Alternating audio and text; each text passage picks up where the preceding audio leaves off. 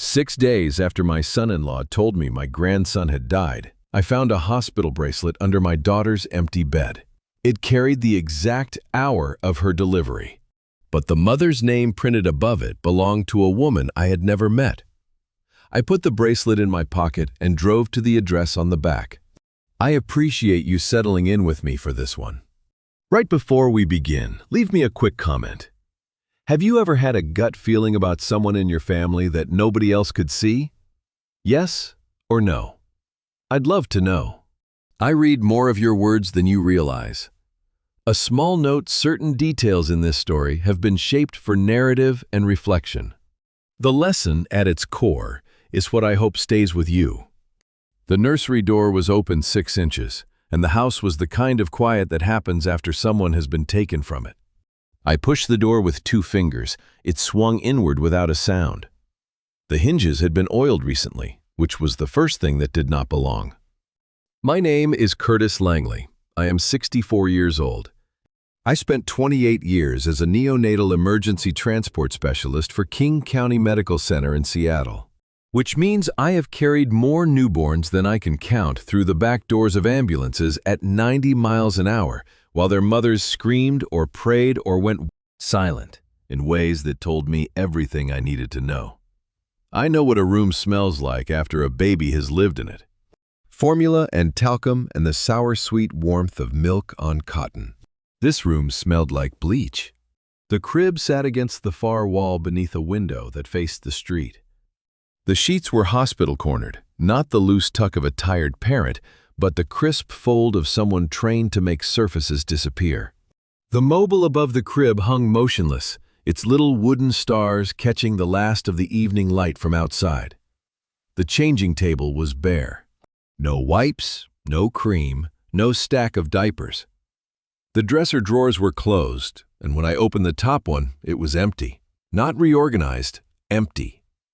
I stood in the center of my daughter Nora's nursery in her house in Kirkland, Washington, and I cataloged every absence the way I used to catalog vital signs in the back of a rig. No sympathy cards, no hospital discharge folder, no bassinet liner stained with the exact yellow of newborn spit-up that no amount of washing ever fully removes. 28 years of neonatal transport taught me one thing about grief. It is messy.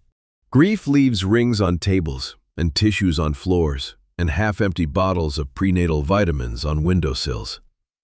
Grief does not scrub the baseboards. Have you ever walked into a room and known, before your eyes caught up with your gut, that someone had lied about what happened there? This was not a room where a family had lost a baby. This was a room where someone had removed every trace that a baby had ever been expected at all. I knelt beside the crib. The carpet was damp near the baseboard. The cleaning had been thorough, but not perfect. And whoever had done it had missed the gap beneath the bottom rail where the frame met the floor. Something pale caught the light. I reached under, and my fingers closed around a strip of plastic. A hospital wristband. I held it up to the window light. The printing was standard thermal, the kind every labor and delivery ward in the country uses. I read it the way I had read thousands of them in ambulances, scanning for the data points that matter. Birth date, June 9, 2023. Time of delivery, 3:47 a.m. Weight, 7 pounds, 2 ounces. Sex, male. My grandson's birthday, the correct date, the correct time. I had memorized both from the phone call Boyd made to me in Iceland 6 days earlier. The call in which he said the baby was stillborn and my daughter had checked herself into a recovery facility called Rosehaven. But the mother's name, printed in block capital letters across the top of the band, was not Nora Langley Farrell. It said Celeste Ballard. I read it twice. Then a third time, holding the plastic so close to my face that I could smell the adhesive. Celeste Ballard. I said the name out loud in the empty nursery. It meant nothing to me. I had never heard it, never seen it, never encountered it in any conversation my daughter or her husband had ever had in the 4 years since they married. And yet this name was printed on a wristband that carried the exact birth time of a baby I had been told was dead. I turned the band over. On the reverse, someone had written an address in blue ballpoint small, careful letters, the kind of handwriting that expects never to be read. A location in the Cascade foothills, no city name, just a road number and a notation, Rosehaven Maternity Retreat. I photographed the wristband front and back. I put it in my jacket pocket. I stood up and walked out of the nursery without closing the door. In the driveway, I sat in my truck and entered the address into my phone. The map placed it deep in the Cascades, southeast of Randall, on a road that turned to gravel after the second mile. My daughter's smartwatch signal, still active on our family health app, was pulsing from the same coordinates. Heart rate 61, steps today 0. I did not call my son-in-law. I did not call the police. I started the engine and drove toward Rosehaven one more time.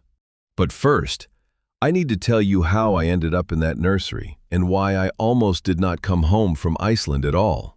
6 days before I knelt beside that empty crib, I was standing in my brother's kitchen in Reykjavik, watching snow fall sideways over a city where nothing bad was supposed to happen. My brother Hal is 3 years older and lives in a narrow house near the harbor that smells like wool and fish oil and strong coffee brewed in a pot he has owned since 1994. I had been there 9 days. It was the first real trip I had taken since Elaine died, 3 years of sitting in our house in Burien, checking my phone every 11 minutes. Waiting for something terrible that had already happened. Nora had insisted I go. She was 8 months pregnant and glowing, and she had looked me in the eye and said, "Dad, you need to remember what it feels like to not be worried about someone." So I went to Iceland, and for 9 days I was not worried about someone. The phone buzzed on the granite counter at 4:12 a.m.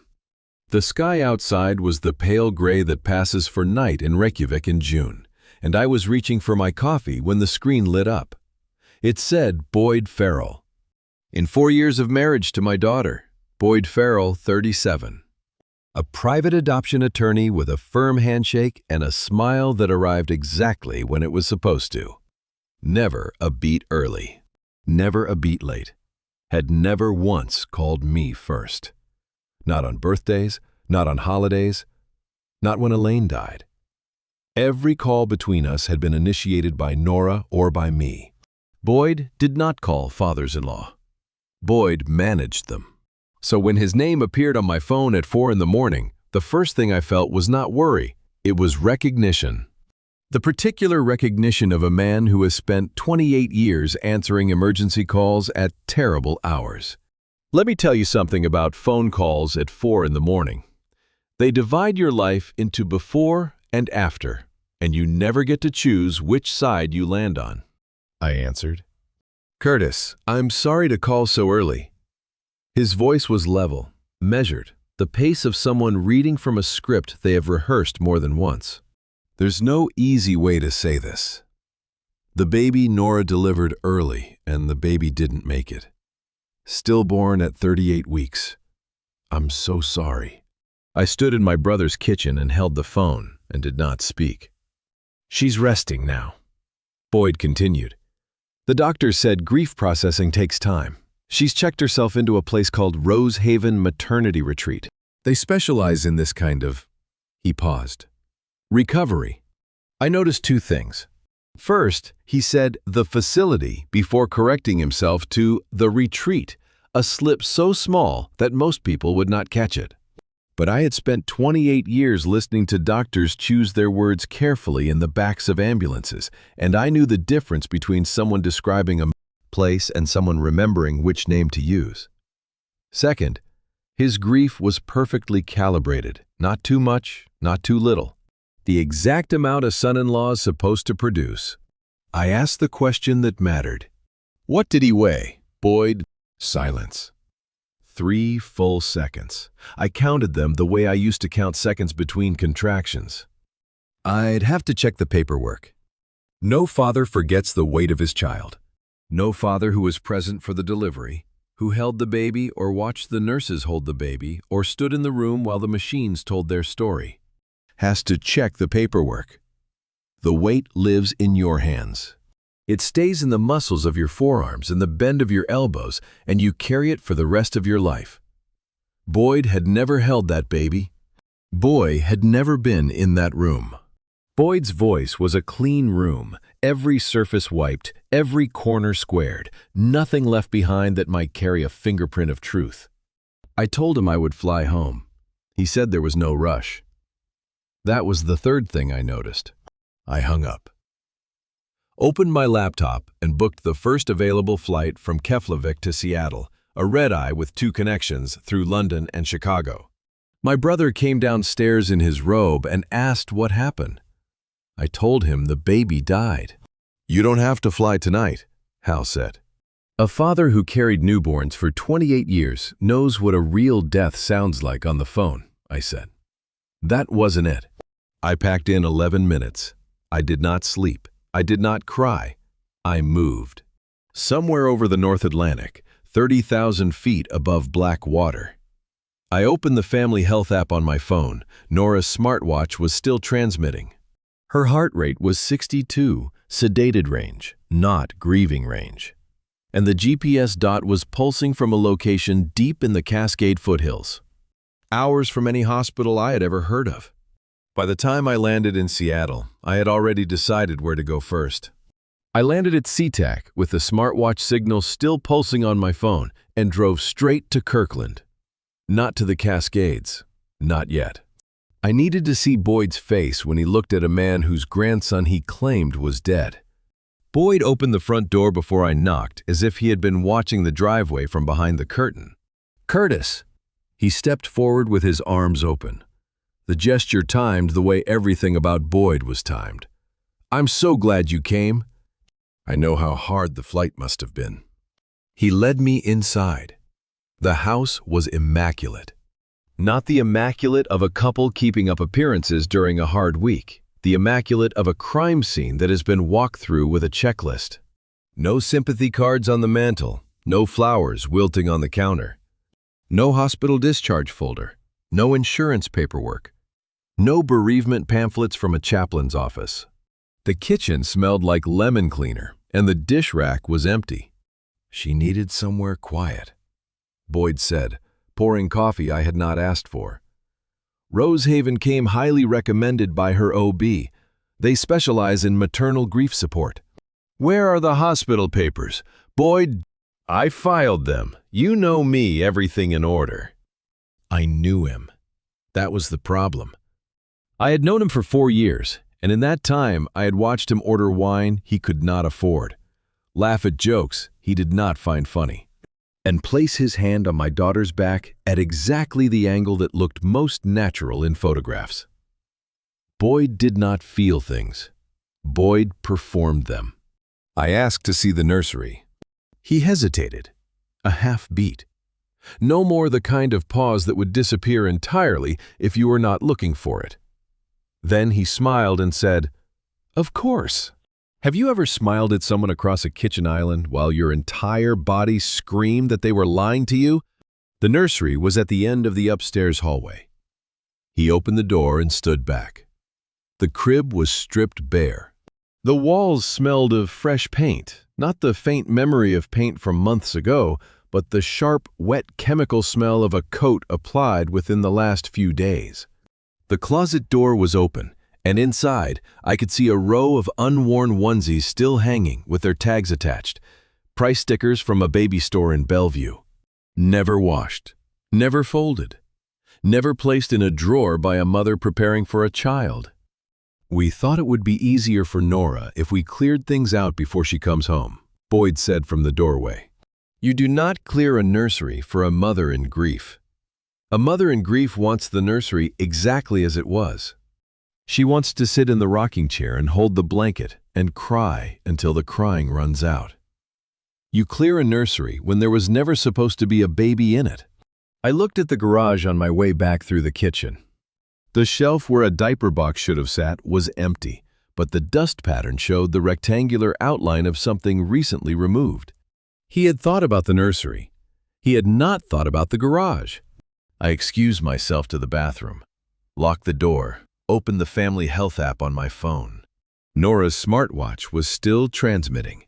Heart rate 61 beats per minute. Respiratory rate 14. Step count for the day 0. 0 steps. Not one in an entire day. I had monitored enough patients in the backs of ambulances to know what those numbers meant. 61 beats per minute is not the heart rate of a woman pacing a room in grief. It is not the heart rate of a woman walking to a dining hall or sitting in a therapist's office or standing at a window watching the rain. It is the heart rate of a woman who has been chemically sedated. The GPS coordinates had not changed since I checked on the plane. The dot sat motionless in the Cascade foothills, locked to one position for what was now closer to 12 consecutive hours. A woman at a voluntary recovery retreat still walks. She goes to meals. She stands up. She moves. This dot had not moved a single meter. That is not rest. That is restraint. I flushed the toilet for the sound of it, washed my hands, and went back downstairs. I shook Boyd's hand at the door and thanked him for the coffee I never drank. He told me to get some rest. I told him I would. I drove 3 blocks, pulled to the curb, and sat with my phone in both hands. The GPS dot glowed 2.5 hours southeast, deep in a stretch of the Cascades where the nearest hospital was 40 miles away. No grieving mother recovers in a place you cannot find on a map. That night, I would start calling hospitals. I drove home to Burien, sat at my kitchen table with a legal pad and a pen, and started calling hospitals. It was after 9 p.m. I did not care. The first call went to Overlake Medical Center in Bellevue, the closest hospital to Boyd and Nora's house in Kirkland, and the most likely place for a delivery at 38 weeks. The night clerk in medical records was polite and thorough. She searched by patient name, by date of delivery, by attending physician. Nothing. No Nora Langley Farrell. No Nora Farrell. No stillbirth recorded on that date, or any date within a week of it. I drew a line through the name and dialed the next number. Swedish Medical Center, no record. Virginia Mason, no record. UW Medical Center, no record. Evergreen Health, no record. I called 2 birthing centers after that, one in Issaquah, one in Renton, and received the same answer in the same careful tone. I'm sorry, sir. We have no record of that patient or that delivery. Are you sure it was King County? I was sure. Boyd had not mentioned a specific hospital on the phone from Iceland, which I now understood was deliberate. You do not name a hospital if no hospital was involved. 7 hospitals. Count them, 7. And not one had ever heard of my grandson. I set down the pen and looked at the legal pad. 7 names, 7 lines through them.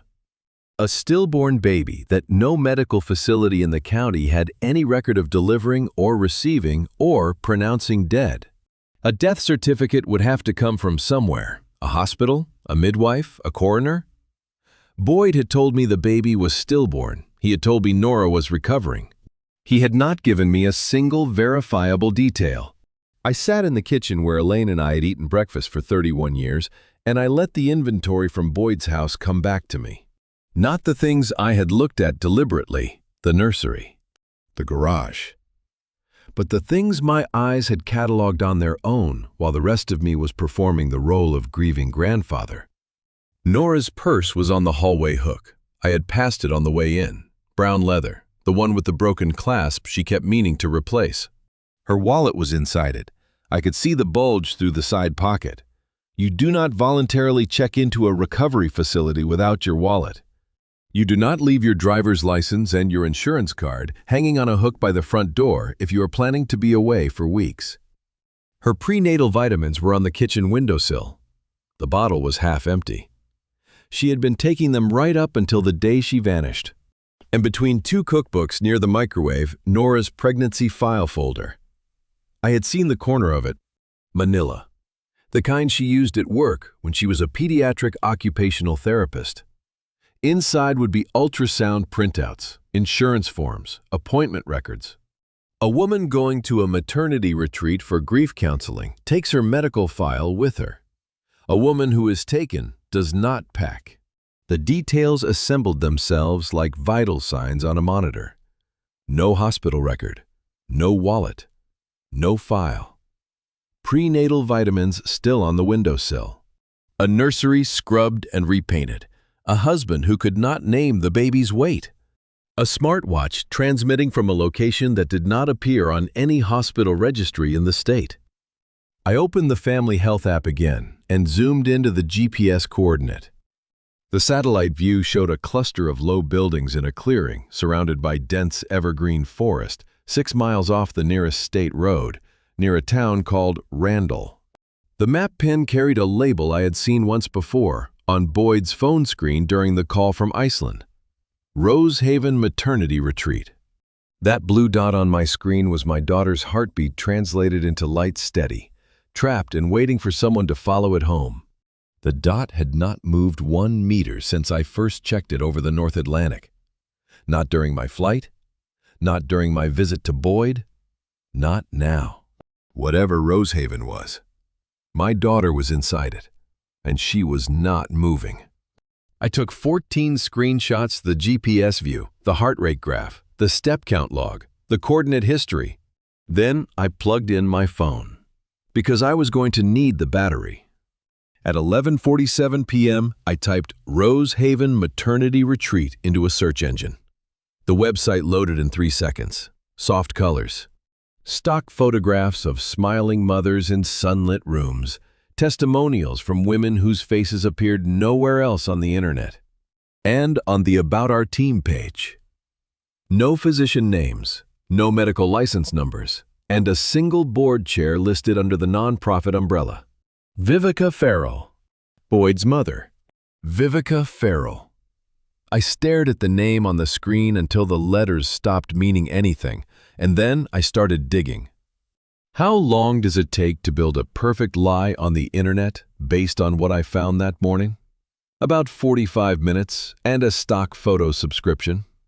Rosehaven's website was polished, calming blues. Testimonials in italic font. Photographs of sunlit rooms with white linen and vases of fresh flowers. Every image reverse searched to a stock photography database. Not one original photograph. Not one identifiable face. I pulled up the Washington State Business Filings database and typed in Rosehaven Maternity Retreat. It was registered as a subsidiary of a nonprofit called the Pacific Northwest Children's Health Initiative. The initiative's board of directors listed 3 names, 2 I did not recognize and 1 I did. Vivica Farrell, board chair. I searched the 2 unfamiliar names. One was a dissolved LLC in Portland. The other was a P.O. box in Boise that had been vacant since 2019. 3 shell entities, 2 dead-end mailboxes, 1 name at the bottom of every document. My son-in-law's mother owned the place where my daughter was being held. A charity that claimed to help grieving mothers, run by the family that had told me my grandson was dead. The nonprofit was a nesting doll. Every layer I opened revealed a smaller, darker version of the same face. I went back to the kitchen and pulled Nora's pregnancy file folder from the stack of papers I had photographed at Boyd's house the day before. I had taken pictures of the folder's spine and the first few pages through the gap between the cookbooks without touching it, old habit from ambulance work, where you document before you move anything. I scrolled through the photos now. Ultrasound at 20 weeks, blood panel results, insurance authorization forms, and a referral sheet signed by Nora's OBGYN, a Dr. Whitford. The name hit differently now. I went back to the Rosehaven website and found a referral partners page, a short list of physicians and clinics that supposedly recommended the retreat to patients. Dr. Whitford was on it. I circled her name twice on the legal pad. Dr. Whitford had signed Nora's 20-week ultrasound and appeared on Rosehaven's referral list.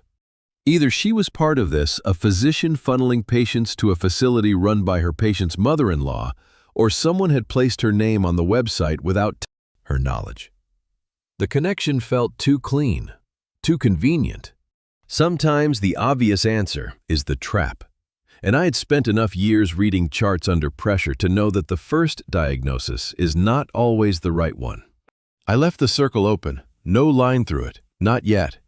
At noon, I picked up the phone and called the only person I trusted to carry what I was about to say. Wade Ellsworth, 62, Senior Special Agent with the FBI's Crimes Against Children Unit. Picked up on the second ring with the particular quiet of a man who had stopped being surprised by terrible phone calls 2 decades ago. Wade and I had worked together for 25 years. He had been a field agent running missing child cases while I was transporting newborns through the back doors of the hospitals. We had met over a baby in the back of my rig in 1998 and had not stopped talking since. Wade, my grandson is alive and my daughter is drugged in a locked room in the Cascades, I said. Boyd's mother runs the facility. The stillbirth was fabricated. No hospital in the county has a record. I told him everything. The wristband, the wrong name, the smartwatch coordinates, the prenatal vitamins on the windowsill, the nonprofit shell, Vivica Farrell. He listened without interrupting, which is the way Wade listens when something is very bad. 10 seconds of silence. I believe you, he said, but I need 24 hours to open this through proper channels. If we go in without a case number, anything we find gets thrown out. Boy's an attorney, he'll know that. Don't move without me, Curtis. 24 hours. I can't promise that. Another silence, shorter this time. I know you can't, he said. Just try. I hung up the phone and looked at the legal pad. Names, arrows, circles, lines through hospitals that had never heard of my grandson. I walked to the driveway and opened my truck's glove box. Inside was a flashlight, a pry bar, and the old King County Medical Center ID badge I had never returned. The laminate was scratched, and the photo was 12 years out of date, but the clip still worked. Wade said 24 hours. My daughter's smartwatch said 0 steps for the second straight day. I closed the glove box and went inside to wait for dark. I killed the headlights a half-mile out and let the truck roll to a stop on the gravel shoulder where the tree lines swallowed the road. The flashlight stayed in my jacket pocket. The pry bar went into the back of my belt. The old hospital badge clipped to my collar out of muscle memory. I eased the door shut and stood in the dark until my pupils adjusted. The forest was a wall of Douglas fir and western red cedar. The canopy so dense that the half-moon was just a rumor. Fog sat low between the trunks, like gauze soaking in water. Visibility maybe 30 feet. I pulled up the GPS coordinates on my phone, dropped the brightness to minimum, and started walking. 28 years of climbing in and out of ambulances in the dark had taught my feet to trust what my eyes could not confirm. The logging trail was soft with decomposing needles and smelled of wet bark and iron-rich soil. I counted steps the way I used to count respirations, automatic calming, a rhythm to keep the thinking brain from running ahead of the body. At step 412, I caught something underneath the cedar, a chemical sharpness. Diesel exhaust, faint but steady, carried on the fog from somewhere ahead. The generator hum reached me before the lights did. A low, mechanical drone. The 60 Hz heartbeat of a building running its own power. Facilities on the grid do not need backup generators at 10 o'clock on a clear June night. Facilities that want to control what the power company sees on its meters do. Let me describe what a maternity retreat is supposed to look like, and then let me tell you what I was standing in front of. A retreat has a gravel parking circle and a welcome sign.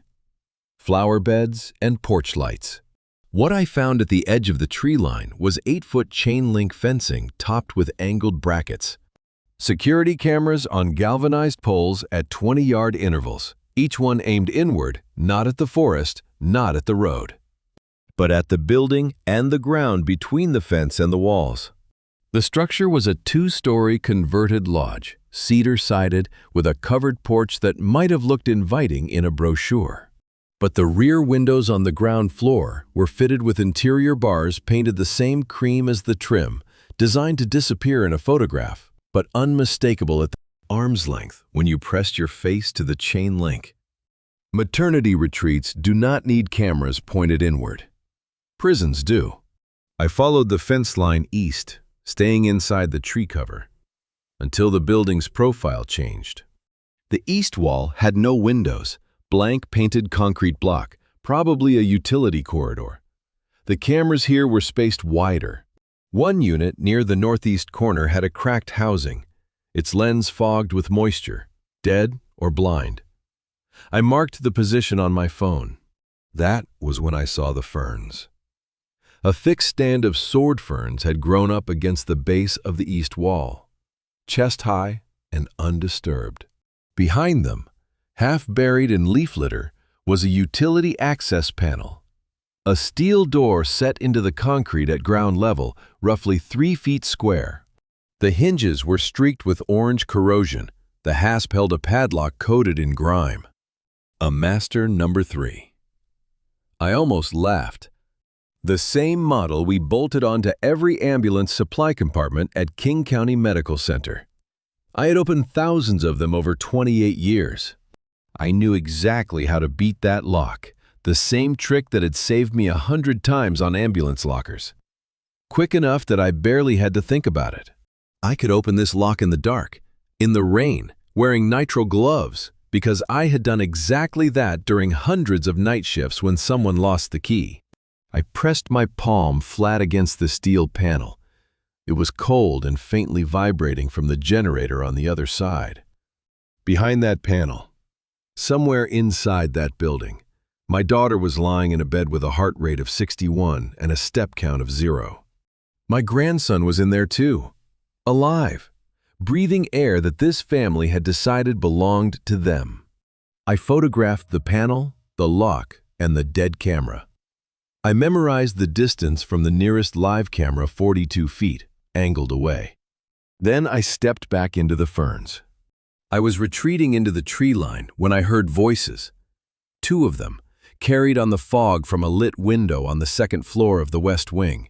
One was male, and I recognized it before the first sentence finished. Boyd.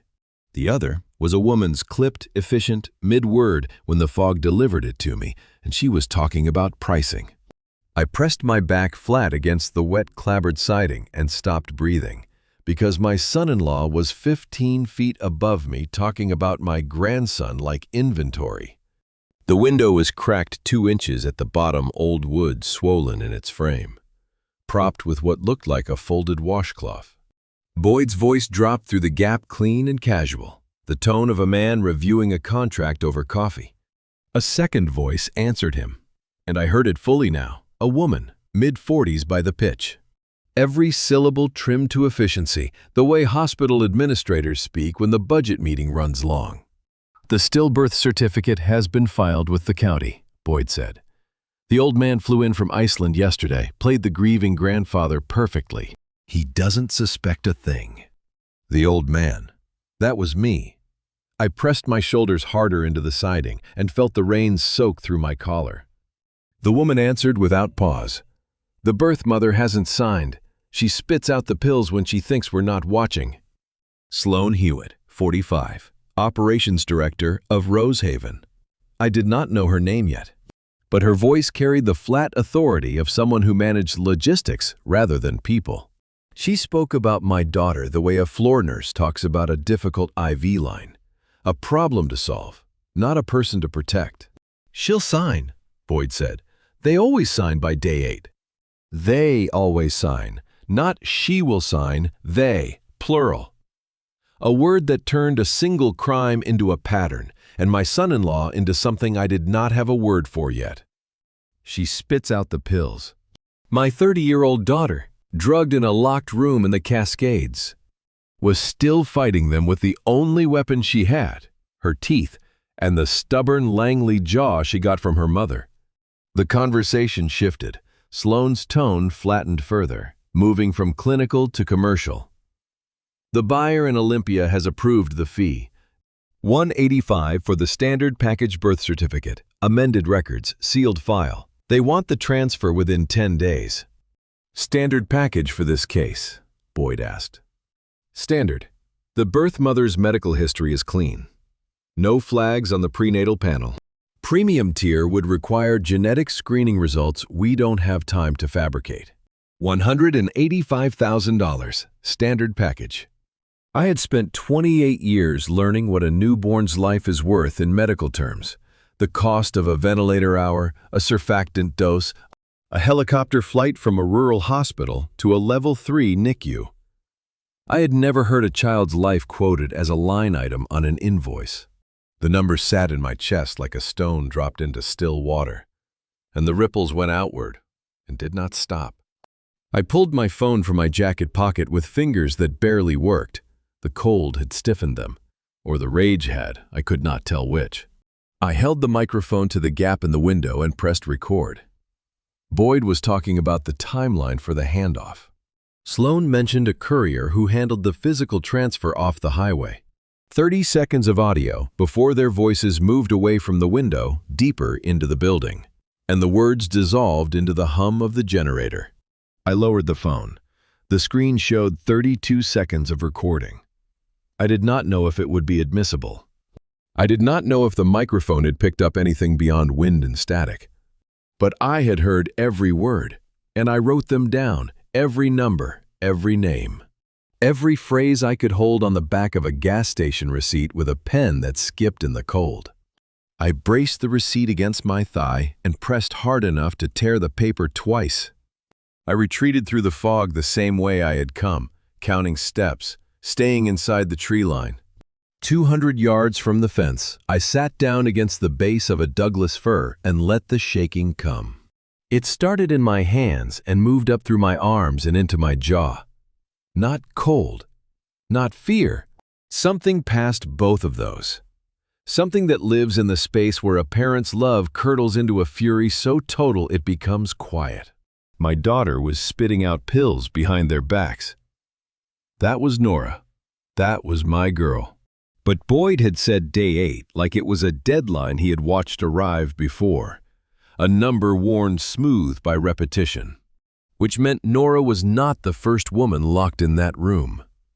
And $185,000 was not the first check Rosehaven had cashed. Sitting against that tree, rain soaking through my jacket, I replayed Sloan's words until I could recite them from memory. Then I stood up and walked back to my truck in the dark, because by morning, I needed to know exactly how many mothers had come before my daughter.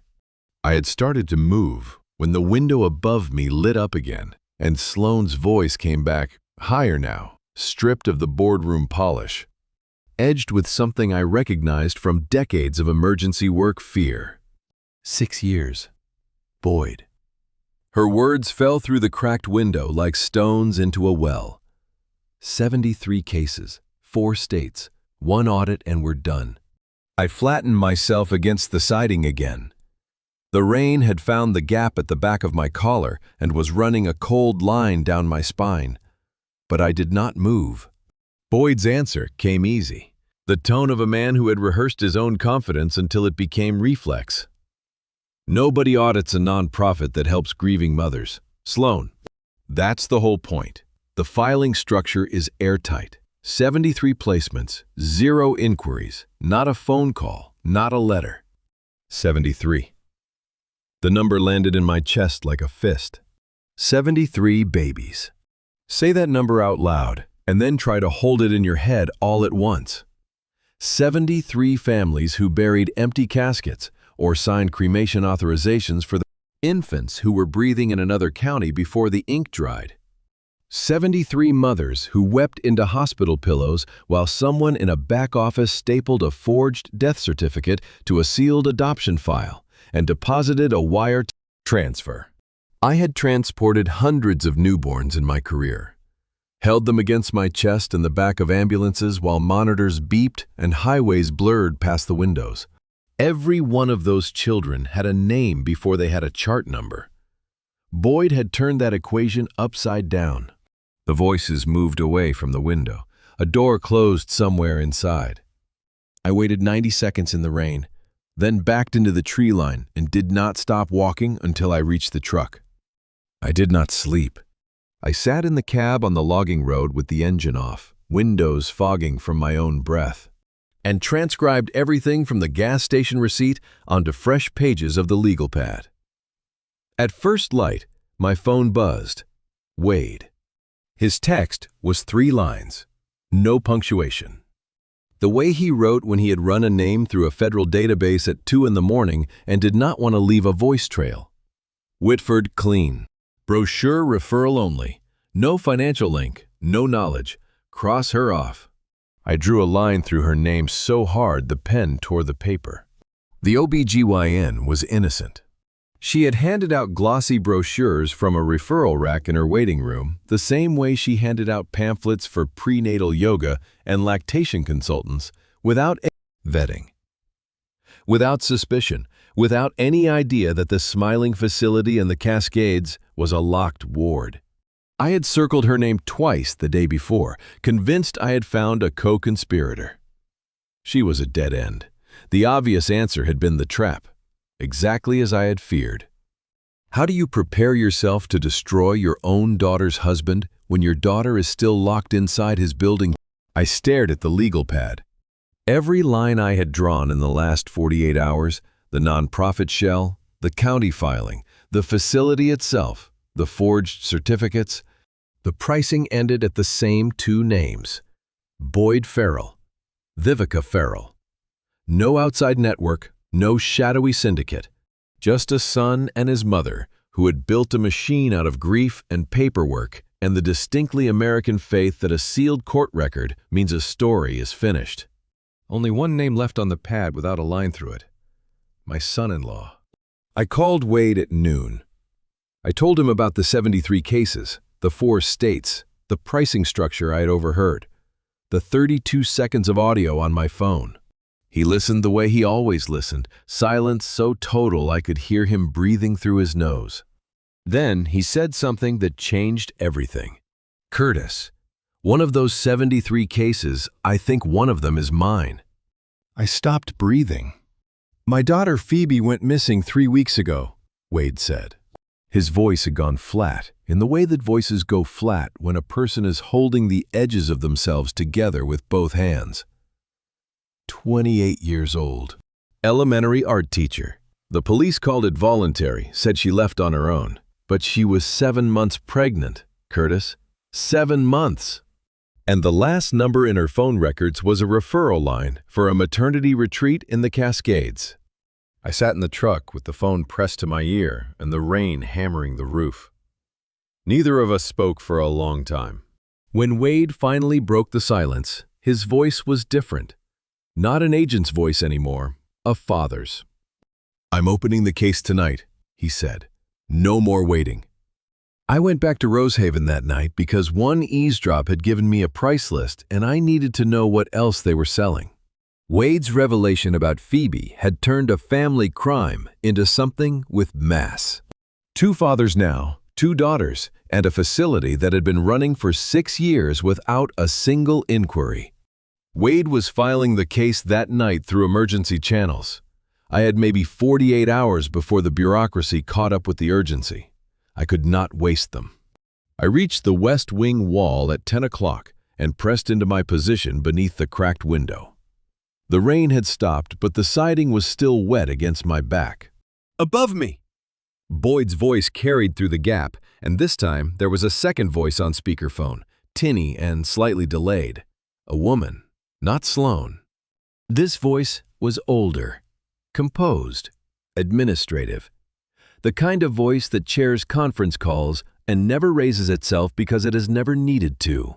Vivica Farrell was 61, Boyd's mother, chairwoman of the nonprofit that owned this building, and the kind of woman who could host a charity luncheon and approve a forged birth certificate on the same afternoon. I had met her exactly 4 times Nora's wedding, 2 Christmases, and Elaine's funeral. She had sent lilies. "Where are we on the Langley file, Boyd?" she asked. The Langley file. My daughter reduced to a tab in a cabinet.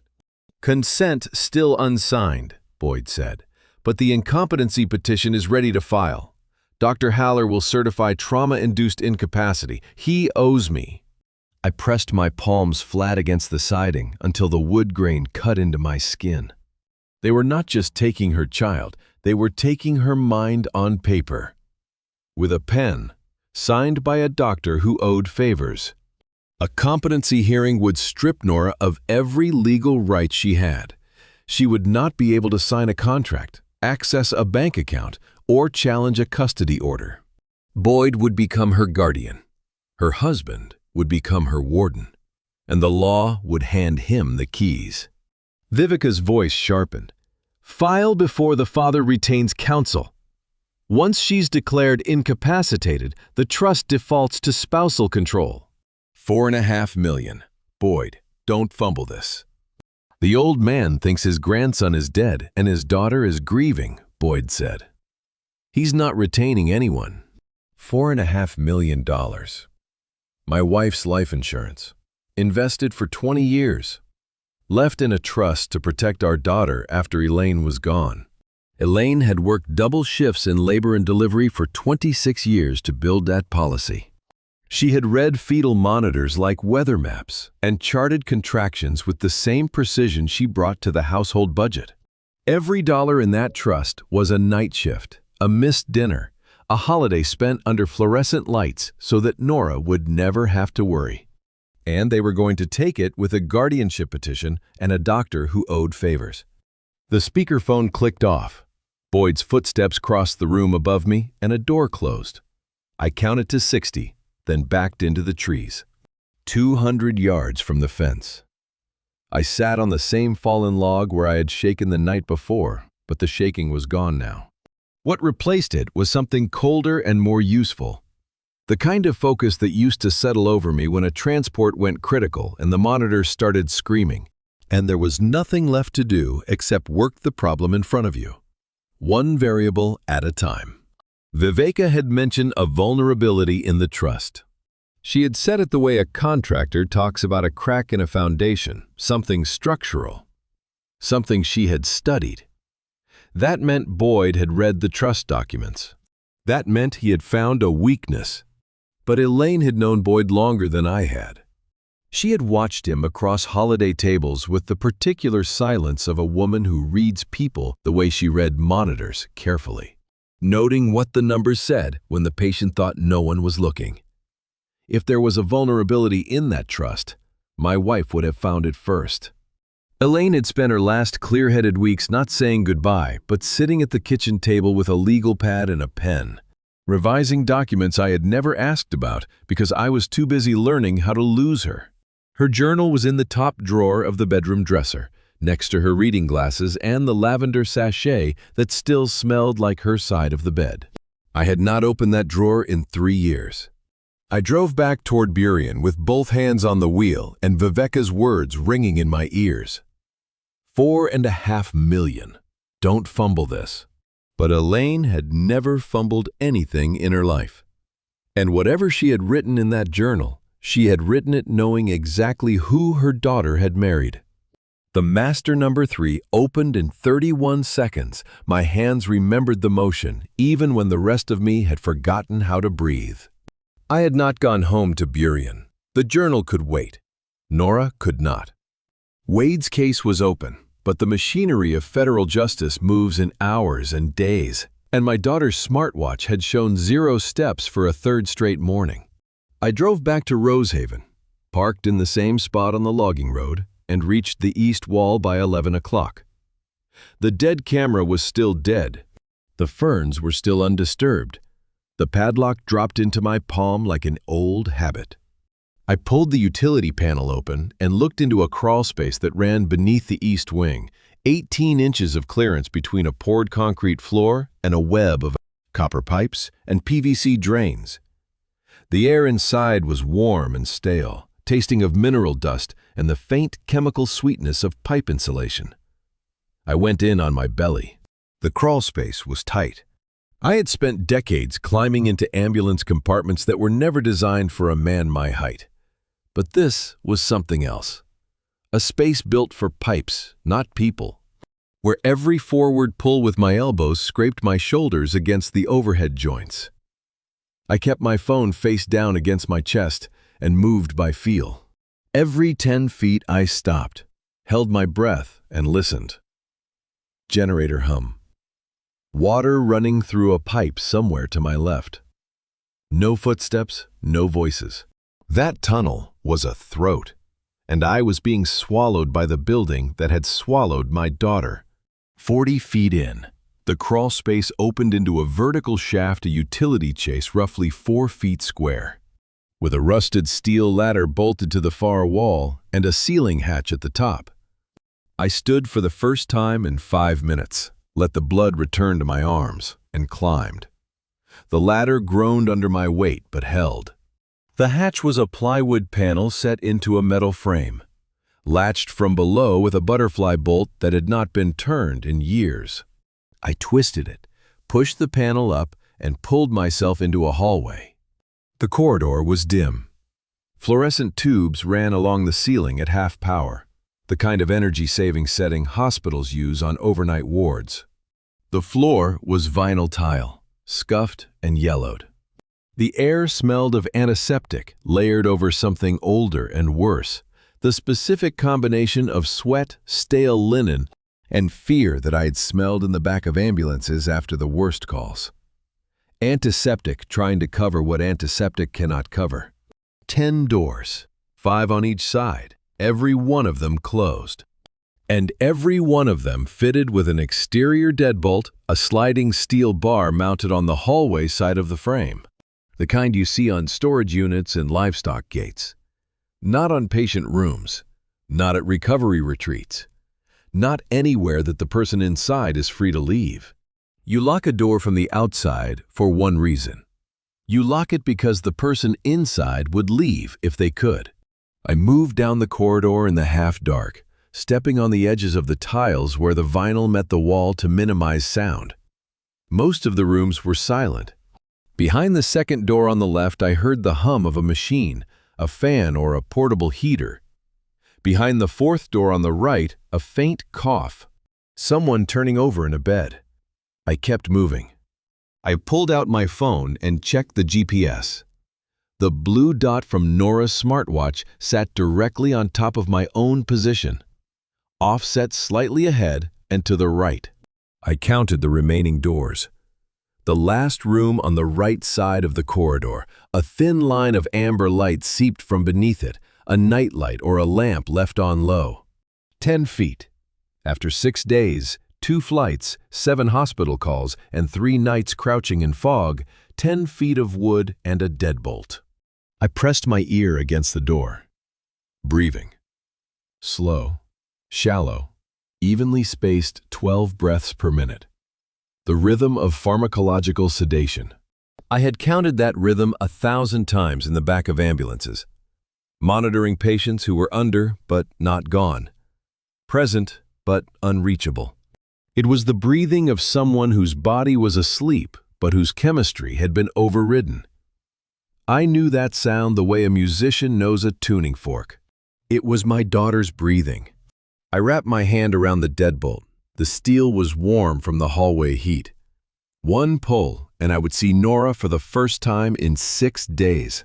One pull, and every camera in this building might register the open door. I stood there for 3 heartbeats, feeling the warmth of the metal against my palm and the cold of the concrete through my boots. I pulled it anyway. The door swung inward, and the smell hit me first. Stale sweat, medical-grade sedative, and the faint sour trace of a body that had not been properly bathed in days. The room was small, 8 feet by 10, maybe less. A single hospital bed against the far wall, a metal IV stand, a plastic chair, a window with bars painted cream. The fluorescent overhead was off. The only light came from a nightlight plugged into the baseboard, casting the room in a dim amber wash that made everything look like a faded photograph. Nora was on the bed. My daughter, 30 years old, a pediatric occupational therapist who spent her days teaching children how to hold crayons and tie shoes, was lying on her back in a hospital gown 2 sizes too large. Her hair matted against the pillow, her skin the color of candle wax. Her wrists were bruised the color of ripe plums, deep purple fading to green at the edges. The kind of bruising that comes from days of restraint against soft tissue. The restraints had been removed for the night, but the marks told 6 days of story that no one would need to narrate in a courtroom. An IV drip hung from the stand beside her. I leaned close enough to read the label on the bag. Midazolam. A benzodiazepine we carried in every ambulance I ever worked, standard protocol for active seizures, short-term procedural sedation. Situations where a patient's own nervous system was the threat. They were using a seizure medication to keep my daughter quiet. She had her mother's stubbornness.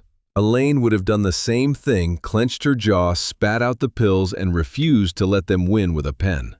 Because there it was, on the bedside table, a 4-page document with a header I read 3 times to make sure I was seeing it correctly. Voluntary relinquishment of parental rights. Nora's full legal name was pre-printed on the first page. The signature line on the 4th page was blank. A pen sat beside it. Cap off, ink dry. 6 days. They had drugged her for 6 days and put that pen in her hand every morning, and she had not signed. The paper was wrinkled at the corners, where someone had gripped it, Sloan probably, or Boyd himself, but the line was clean, unsigned, untouched. I photographed every page with hands that would not stop shaking. Then I set the form back exactly where it had been. Because this was evidence now, and evidence has to look undisturbed. I touched her hand. She flinched. Her whole body contracted toward the center of the bed. The reflex of someone who has learned that touch means restraints going back on. Then her eyes opened glassy, unfocused, fighting through the midazolam fog, and found my face. Daddy. One word, 6 days of darkness compressed into 2 syllables. Her hand came up and pressed over her own mouth, and she cried without making sound. Silent, convulsive, her shoulders shaking against the mattress, tears running sideways into the pillow. She had learned to cry quietly in this room. That fact alone would have been enough to destroy me. But she was not finished. She gripped my wrist with both hands and pulled me down until my ear was next to her lips. Her fingers were cold and thin and stronger than they should have been. "They told you he was dead," she whispered. The words came in fragments, syllables surfacing through sedation like stones through water. "He's not dead, Daddy." I could not speak. "My son is alive. The room next door. I hear him crying through the wall every night." Every night she had lain in this bed, drugged, restrained, listening to her own baby cry through a wall she could not get past. And she had not broken. She had not signed. She had spat out the pills and kept her jaw locked and listened to her son's voice come through the drywall like a heartbeat she was not allowed to hold. I looked at the wall to my right. Thin drywall, standard hospital-grade construction. The kind I had leaned against in 100 NICU hallways. On the other side of that wall. If my daughter was right, my grandson was alive in a room I could reach in 4 steps. I squeezed Nora's hand. I told her I was coming back. I told her Wade was coming. I told her to close her eyes and keep breathing, and not to sign anything, not ever, not for anyone. Then I stood up, and from behind that wall, as if the building itself was answering, I heard a newborn cry. The room next door was not locked, and that should have told me everything. They did not lock the door because the baby could not run. He was 6 days old, and he was inventory, stored in a room with no window bars because a newborn does not need bars. I turned the handle and stepped inside, and the blue glow of a hospital-grade incubator filled the darkness like the light inside an aquarium. He was there. My grandson. Lying on his back in the acrylic basin, a white cotton cap on his head, a thin hospital blanket tucked to his chest. His eyes were closed. His fists were curled beside his ears the way newborns sleep when nothing in the world has hurt them yet. The incubator hummed at a steady temperature. I could read the digital display from the doorway, 36.8 degrees Celsius, 52% humidity, textbook settings. Whoever was running this room knew neonatal protocols. I crossed the floor in 3 steps and looked down at him through the acrylic. His chest rose and fell in the quick, shallow rhythm of a healthy, full-term infant, 40 breaths a minute. No retractions, no nasal flaring. I had transported hundreds of newborns in ambulances across King County, and I had never once felt my knees buckle under me. They buckled now. I caught myself on the edge of the incubator and stood there with both hands on the rim, looking at a child I had been told was dead. His fingers were smaller than my thumbnail. I reached into the basin and touched his hand, and he gripped my index finger with the automatic reflex that newborns carry like a promise the palmer grasp. Hardwired. The body's first declaration that it intends to hold on. I understood, standing in that blue light, that a man can be destroyed by something that weighs 7 pounds. I checked his ankle. The wristband was there, the same style as the one I had found beneath the crib in Kirkland. Printed text, waterproof adhesive, hospital standard. Birth date, June 9th. Time of delivery, 3:47 a.m. Mother's name, Celeste Ballard. Not Nora Langley Farrell. Celeste Ballard. A name I had never heard until I found the first wristband. And now it was on my grandson's body, printed in the same font, carrying the same lie. On paper, this child did not belong to my daughter. On paper, he had never been hers at all. The identity theft was not a plan. It was already complete. Somewhere in a county records office, my grandson existed as another woman's son, and my daughter existed as a woman who had delivered a stillborn. I lifted him. I got my hands under his back and his head the way I had lifted 1,000 infants' palm under the occiput, fingers supporting the cervical spine, and I brought him halfway out of the basin. He weighed maybe 7.5 pounds. He smelled of formula and clean cotton and the faint plastic sweetness of the incubator lining. How do you explain to a 6-day-old baby that you are leaving him in the building where they stole his name? Because the law needs him to stay exactly where the criminals put him.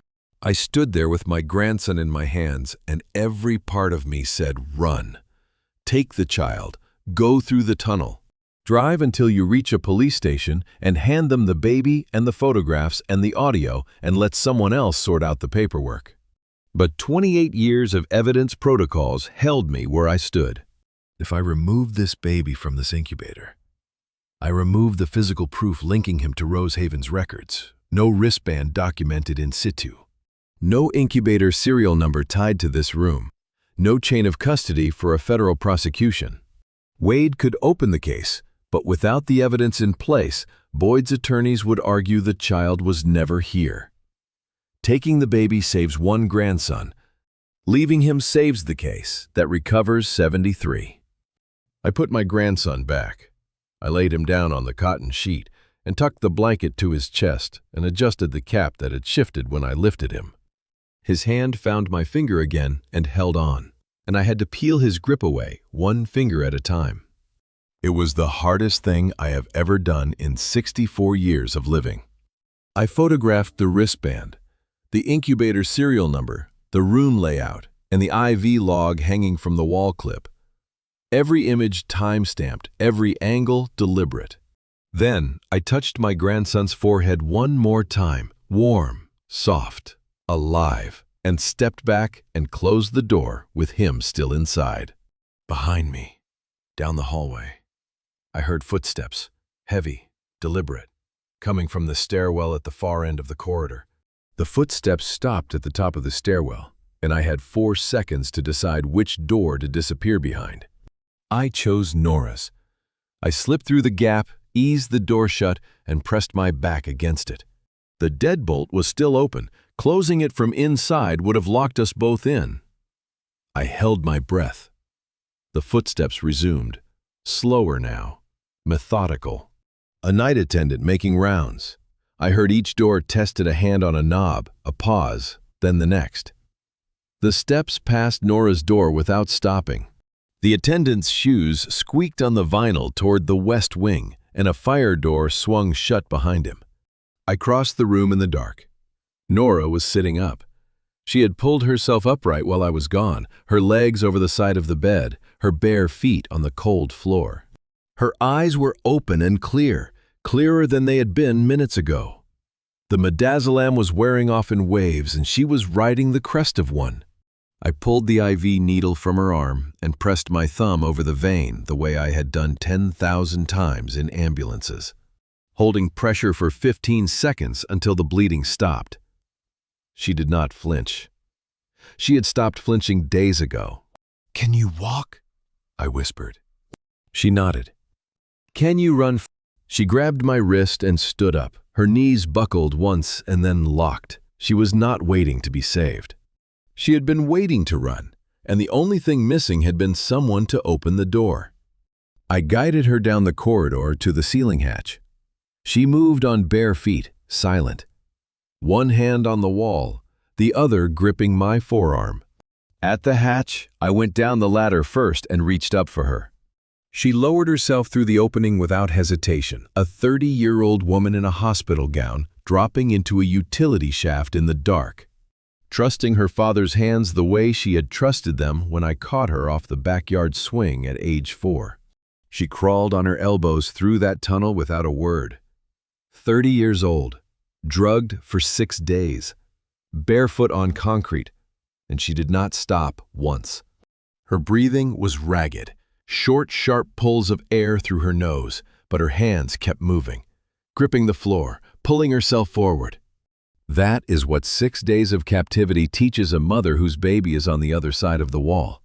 You do not stop, you do not rest, you move. Halfway through the tunnel, she whispered it. "We're leaving him." "I know," I said. "We're coming back." She kept crawling. We came out through the utility panel into fog so thick I could not see the ferns until they hit my face. I helped Nora to her feet, and she stood in the wet grass shaking. The hospital gown soaked through in seconds. She weighed nothing. When she swayed, I picked her up, arms under her knees and shoulders, the way you carry a child or a patient. The way I had carried Elaine from the car to the house on the last day she came home from the hospital. Nora pressed her face into my neck, and I walked 200 yards through sword ferns and fog to the truck. I set her in the passenger seat and buckled the belt across her chest. She pulled her knees up and wrapped her arms around them and turned her face toward the side mirror. I started the engine without headlights and backed down the logging road by feel until I reached the turnout where I could swing the truck around. Rosehaven shrank in the mirror like a wound closing. Except wounds that close still leave scars, and her son was still inside. "Promise me," she said. "I promise." I did not need her to finish the sentence. Some promises are so obvious they do not require words. "I promise we will go back. I promise your son will know your name. I promise I will not let this stand." I drove without headlights for 1.5 miles. The only light in the cab was the glow of her smartwatch, still pulsing on her wrist, still connected to the building we had just escaped. The GPS dot would show her position moving south on Highway 12 at 50. If Boyd checked the family tracking app, he would see his wife leaving Rosehaven in the middle of the night, 40 minutes down the highway. Nora stopped crying and turned from the mirror. "Daddy, there are other rooms," she said. Her voice was flat, emptied of everything except fact. "I heard other women crying, not just me." "At least 3 others, maybe more. One of them has been there for months." The safe house in Lacey smelled like fresh paint and government coffee, and my daughter was asleep on a couch with an IV in her arm before Wade's headlights swept the driveway. Nora had told me about the other women in fragments as we drove south. 3 voices, maybe 4, crying behind locked doors in the hours between medication rounds. One voice had been there when Nora arrived and was still there 6 days later. One voice sounded young. Nora could not see them. She could only hear them through the walls, the way she heard her son. Wade walked through the door at 4 in the morning with 2 federal medics carrying field kits. He stopped 3 steps inside the living room and looked at my daughter on the couch, bruised wrists, bare feet. The hospital gown still damp from the fog. He went still for 3 full seconds. I had known Wade Ellsworth for 25 years. I had never seen him close his eyes in the middle of a briefing. He closed them when he looked at Nora's wrists. The medic started IV rehydration and a benzodiazepine washout protocol. Nora barely stirred. Wade took my arm and pulled me into the kitchen, where a folding table held a laptop, a federal intake form, and 2 cups of coffee that tasted like they had been brewed from disappointment. "How long was she sedated?" he asked. 6 days. He closed his eyes again, shorter this time. "Curtis, I need to tell you something about Phoebe." His voice was level, but his hands were not. "I ran her phone records last night. The last outgoing call was to a referral line registered to the Pacific Northwest Children's Health Initiative. 3 weeks ago. The same nonprofit." I set my coffee down. We looked at each other across that folding table and understood, without saying it, that we were no longer an agent and an informant. We were 2 fathers sitting in a government kitchen at 4 in the morning, and both of our daughters had been swallowed by the same building. I laid everything on the table. Photographs of the wristband, the incubator's serial number, the room layout, the IV medication log, every page of the unsigned consent form. I talked for 40 minutes without stopping, the overheard conversations, the pricing structure, the incompetency petition, the corporate shells. Wade filled out the intake form in the tight block letters of a man who has written 10,000 federal reports and knows that handwriting becomes evidence. 73 cases across 4 states, he said when I finished. "That's not adoption fraud. That's a RICO case. I can mobilize a task force, but I need physical evidence from inside files, records, the actual placement logs." "I left my grandson in that incubator to preserve exactly that evidence," I said. "Don't tell me it's not enough. It's a start, but photographs prove your grandson was there. I need the records that prove all 73 were there. The filing cabinet, the intake forms, the payment ledgers. Without those, Boyd's attorneys argue this was one isolated domestic dispute and the rest is hearsay. 72 hours, 3 days. That is how long the law gives you to save a child's identity before the paperwork makes the lie permanent. Wade explained it with the flat patience of a man who had watched this clock run out before. Once Boyd filed the forged adoption papers with the county, a 72-hour finalization window opened. After that window closed, the adoption became legally binding. Reversing it would require months of litigation in family court, and during that time, the baby could be transferred to the Olympia buyer and moved out of state. By Wade's estimate, Boyd would file by morning. He had the paperwork ready. He had the county clerk. The clock was already running. From the couch, Nora's voice came raw and barely awake. "Then don't let him file." Wade and I both turned. She was lying on her side with the IV line trailing to the stand, her eyes half open, her face the color of old paper. She had heard everything. "We have 72 hours before that adoption finalizes," Wade said. He was looking at me now, not at Nora. "I need you to go back in. Not for your grandson, for the files. The placement records, the intake logs, the payment trail, everything that proves this has been running for 6 years. He stood up from the table and buttoned his jacket. His hands were steady now. His voice was not. "Curtis, Phoebe's been missing 3 weeks. If she's in that building, she's one of the women Nora heard crying. I need you to find her too." His voice did not break, but his hands did, one tremor. Caught against his thigh, pressed flat until it stopped.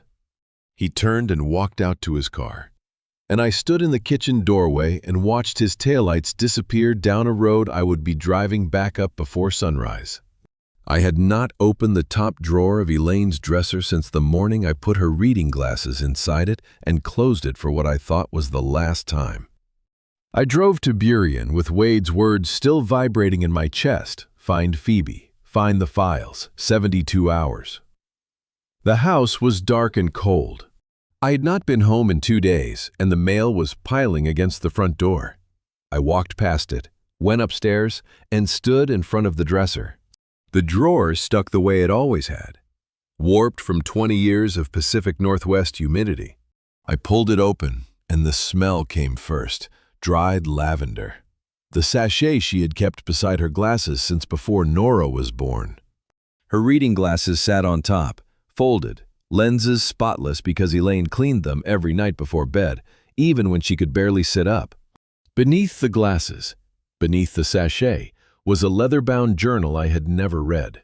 Elaine Langley had been a labor and delivery nurse for 26 years, a woman who could read a fetal monitor the way some people read weather. And she had been dead for 3 years when I opened her journal on the edge of our bed. Her handwriting was the same neat cursive from decades of patient charts, small, precise, every letter formed with the discipline of someone who knew that illegible notes cost lives. The first entries were medical observations from her career birth weights, APGAR scores, notes on difficult deliveries. The middle section held recipes, Nora's childhood milestones, a list of books she wanted to read. The lavender sachet still smelled like her. 3 years dead, and she was still filling rooms with the scent of someone paying attention. The final section was different. The handwriting shifted, still legible, but faster, the pen pressing harder into the page. The entries were dated from her last 2 years, and the header on the first page read, "Concerns re Boyd." She had cataloged anomalies the way she cataloged patient vitals, methodically, without editorializing, letting the data speak. November 12th, Boyd received a call at dinner, left the table, and she heard him say, "Placement fee confirmed," through the kitchen wall. He told Nora it was a golf buddy. January 3rd, unexplained deposit she had noticed in a bank statement, Boyd left on the printer. March 19th, a late-night call in which Boyd referenced the Randall property, a location she could not connect to any of his listed clients. Something is wrong with that man, and Nora cannot see it yet. She had written it in the margin beside the March entry, the only editorial comment in 12 pages of observation. My wife had known. She had seen the predator across the holiday table, and she had recorded the evidence in her careful nurse's handwriting, and she had died before she could say it out loud. Before I tell you what Elaine wrote on the last page, before I show you what my wife built from her deathbed, drop your guess in one sentence. What do you think she really did to protect Nora? Because once you hear this, you cannot unhear it. Please note some details ahead are adapted for narrative purposes. The message is what I hope stays with you. The final page referenced a trust amendment. Elaine had filed it secretly with their attorney, a firm called Hargrove and Associates, 3 months before she died. The entry was written in a hand that trembled, not from weakness, but from urgency. She had copied the key clause directly into the journal. Amendment filed March 14, 2020. Clause 7B. In the event Nora Langley Farrell is declared incapacitated or signs any financial instrument under documented medical duress or coercion, all fiduciary authority over the trust transfers immediately and irrevocably to Curtis Langley. Boyd Farrell is excluded from all fiduciary roles. Boyd is excluded. She had written those 3 words in block capitals, the only block capitals in the entire journal. 3 months before she died. Elaine had locked the door that Boyd was now trying to open. She had spent her last clear-headed weeks not saying goodbye, but building a firewall around our daughter's future with a pen and a notarized amendment. The dead are still protecting the living. I believe that now. I turned to the last page, below the trust amendment. Elaine had written one final line, underlined twice in ink that had bled slightly into the paper. If something happens to Nora, check the Ellsworth girl. Phoebe. Boyd asked about her at Thanksgiving, and the question didn't fit. I stared at my wife's handwriting until the letters blurred. Wade's daughter. Elaine had connected them 2 years before Phoebe disappeared, before any of us knew there was anything to connect. She had heard a question that did not fit, and she had written it down because that is what nurses do. They chart everything, even the things they cannot yet diagnose. I drove back to the safe house with Elaine's journal on the passenger seat, and her last sentence burning a hole through everything I thought I understood about this case. Wade was at the kitchen table when I walked in. He had not slept. The coffee in front of him was cold and untouched, and the federal intake form from the morning debrief was covered in new notes, phone numbers, case references, a timeline drawn in pencil along the margin. I sat across from him, opened the journal to the last page, and read my wife's words aloud. If something happens to Nora, check the Ellsworth girl, Phoebe. Boyd asked about her at Thanksgiving and the question didn't fit. I closed the journal. Wade. That's your daughter's name. His coffee cup was halfway to his mouth. It stopped there and did not move. I counted the silence. 11 seconds. I have never heard Wade Ellsworth go silent for 11 seconds in 25 years of friendship. The man who answered terrible phone calls without flinching, who had spent 2 decades pulling children out of darkness, could not speak his own daughter's name. He set the cup down. His hand was steady, but the tendons in his wrist were rigid, the way a cable goes taut before it snaps. "Tell me about the Thanksgiving," he said. I told him what Elaine had written, that Boyd had asked about Phoebe at the holiday table 2 years ago, what she looked like now, whether she was seeing anyone, where she was teaching.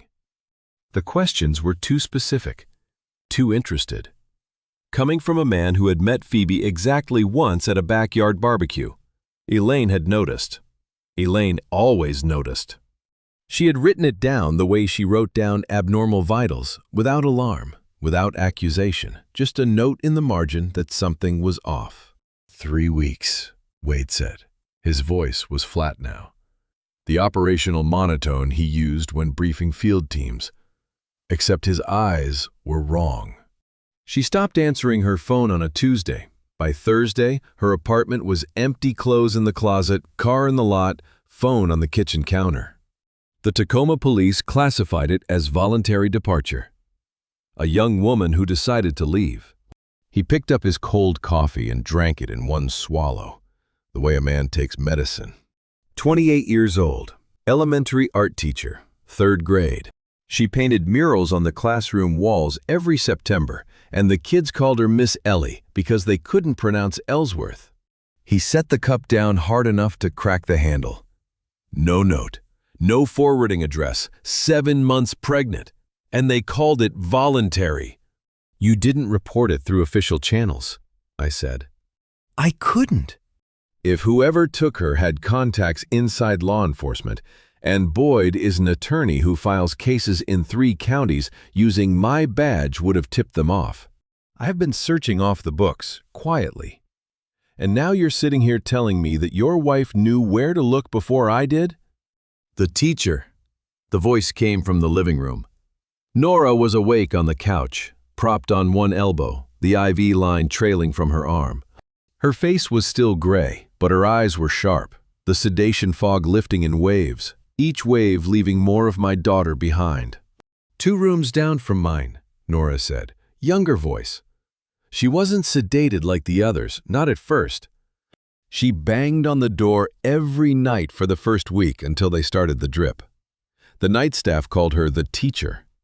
Wade put both hands flat on the kitchen table and pressed down until his knuckles turned white and the wood creaked under his palms. The coffee cup with the cracked handle rattled against the intake form. Phoebe teaches art, he said. Elementary school, 3rd grade. The kitchen was quiet. The refrigerator hummed. Outside, a sprinkler system clicked on in the yard of the safe house and water hissed against the windows. She's been missing 3 weeks, Wade said. Nobody filed a report. He stood up from the table and walked to the window. He stood with his back to us for a full minute, his shoulders set. His hands clasped behind him the way they were in the photograph on his office wall. The one from his academy graduation. 1987. When the world was simple and his daughter was not yet born. When he turned around, his face had changed. The father was gone. The federal agent was back. But the agent's eyes carried something I had never seen in them before. Not rage, not grief, but the cold, luminous focus of a man who has decided exactly what he is going to destroy. "I'm opening this case in 2 hours," he said. "We're going to need your daughter to wear a wire, and we're going to need a family law attorney who doesn't scare easily." I called Reed Sinclair at 4:17 p.m. from a phone that was not mine, on a line Wade promised was clean, and I told him I needed a miracle filed before close of business. Reed Sinclair, 48, was a family law attorney out of Tacoma who had spent 20 years fighting contested adoptions and custody reversals in courts across 3 counties. Wade had given me his name with 2 words of endorsement. He's fearless. Sinclair picked up on the first ring and listened without interrupting while I laid out 90 seconds of the worst story he had ever heard: the forged stillbirth, the wristband, the sedation, the incompetency petition, the adoption window ticking down.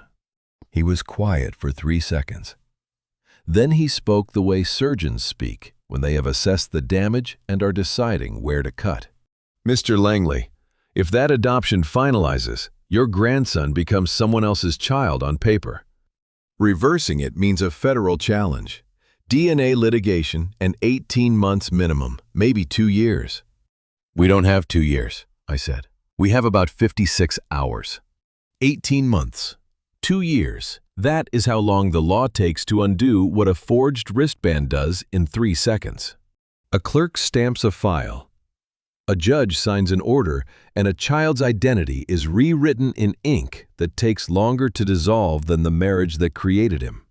Then I need to file an emergency parental rights injunction in the next 3 hours, Sinclair said. "Send me everything: the wristband photographs, the journal entries, the trust documents, all of it. I'll draft the petition while you transmit." I read him the trust amendment clause over the phone. I read it slowly, the way you read a vital sign that changes the entire prognosis. Elaine's words, in Elaine's careful handwriting, transcribed by a dying woman who understood exactly what her son-in-law was capable of. Sinclair went quiet again, longer this time. "Your wife filed this 3 months before she died?" he asked. "Yes." "Mr. Langley, this clause is bulletproof. The incompetency petition dies the moment I put this in front of a judge. Boyd is excluded by name from all fiduciary roles. Your wife didn't just protect the money, she protected the standing. You can file on Nora's behalf immediately. Boyd's entire inheritance scheme collapses." Elaine had been a nurse, not a lawyer, but she had spent 26 years reading charts and knowing when the numbers were wrong. And she had married an attorney she trusted and asked the right questions in the right order. She always asked the right questions. Even dying, she asked the right questions. I heard a sound from the doorway. Nora was standing there, one bare foot on the kitchen linoleum, the other on the carpet of the living room. Straddling the threshold the way she used to stand in doorways as a child when she wanted to be part of a conversation she had not been invited into. The IV bruise on her arm was turning yellow at the edges. Her hair was still tangled. Her eyes were completely clear. She stood in that doorway with the look her mother used to wear, quiet, certain, immovable, and she had heard everything. "I'll go back," she said. I started to speak. She raised one hand. "I'll call Boyd. I'll tell him I woke up confused and walked out and I'm scared and I want to come home. He'll believe it because he thinks I'm broken. I'll wear whatever Wade needs me to wear. I'll sit across from my husband and let him lie to my face, and I'll record every word." Nora. I spent 6 days listening to my baby cry through a wall. Daddy. I can spend 1 more hour listening to my husband lie to my face. She looked at me the way Elaine looked at me the night she told me the diagnosis, not asking for permission, not asking for comfort, just telling me what was going to happen. "Tell me what you need me to say." I wanted to say no. I wanted to say she had done enough, that she had already crawled through a concrete tunnel barefoot and earned the right to sit on that couch until the federal government did its job. But she had her mother's jaw and her mother's eyes, and I knew that look. That look does not take no for an answer. That look had never taken no for an answer, not from me, not from anyone. Wade came back through the door at 6 with a black case the size of a paperback book. Inside it was a federal recording transmitter, a signal booster the size of a shirt button, and a liability waiver that required Nora's signature. She signed it without reading it. She set the pen down and looked at me. "This time, I'm the one who goes in," she said. "And this time, I'm not leaving without my son." The third time through that tunnel, my knees knew the route better than my eyes. Every pipe joint, every turn, every place where the concrete dropped half an inch. Nora's wire operation was set for tomorrow evening. Wade was coordinating the field team. Sinclair was drafting the emergency injunction.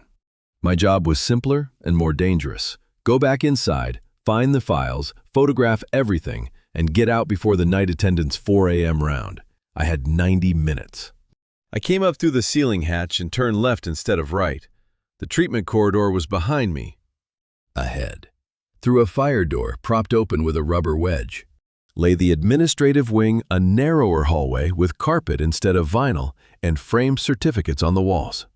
Sloan Hewitt's office was the second door on the left, unlocked. I slipped inside and closed the door behind me.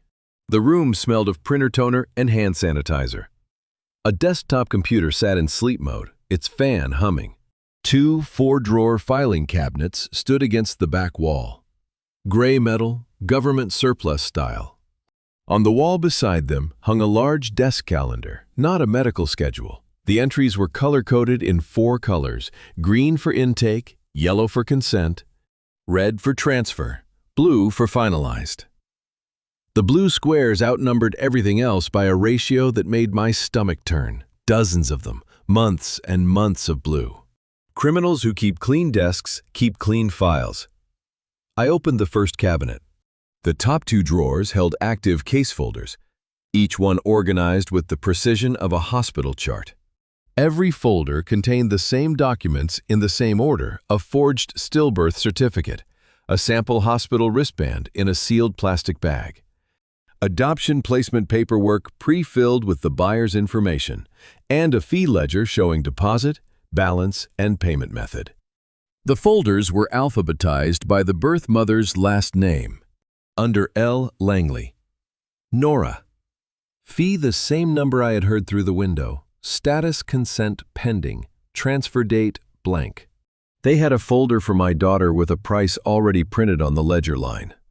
I photographed every page of every active file. 43 folders, 11 minutes.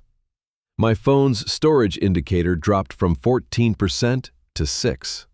I adjusted the angle of each shot to capture the full document without shadow. The way I used to photograph patient charts for transfer records: flat light. Square frame.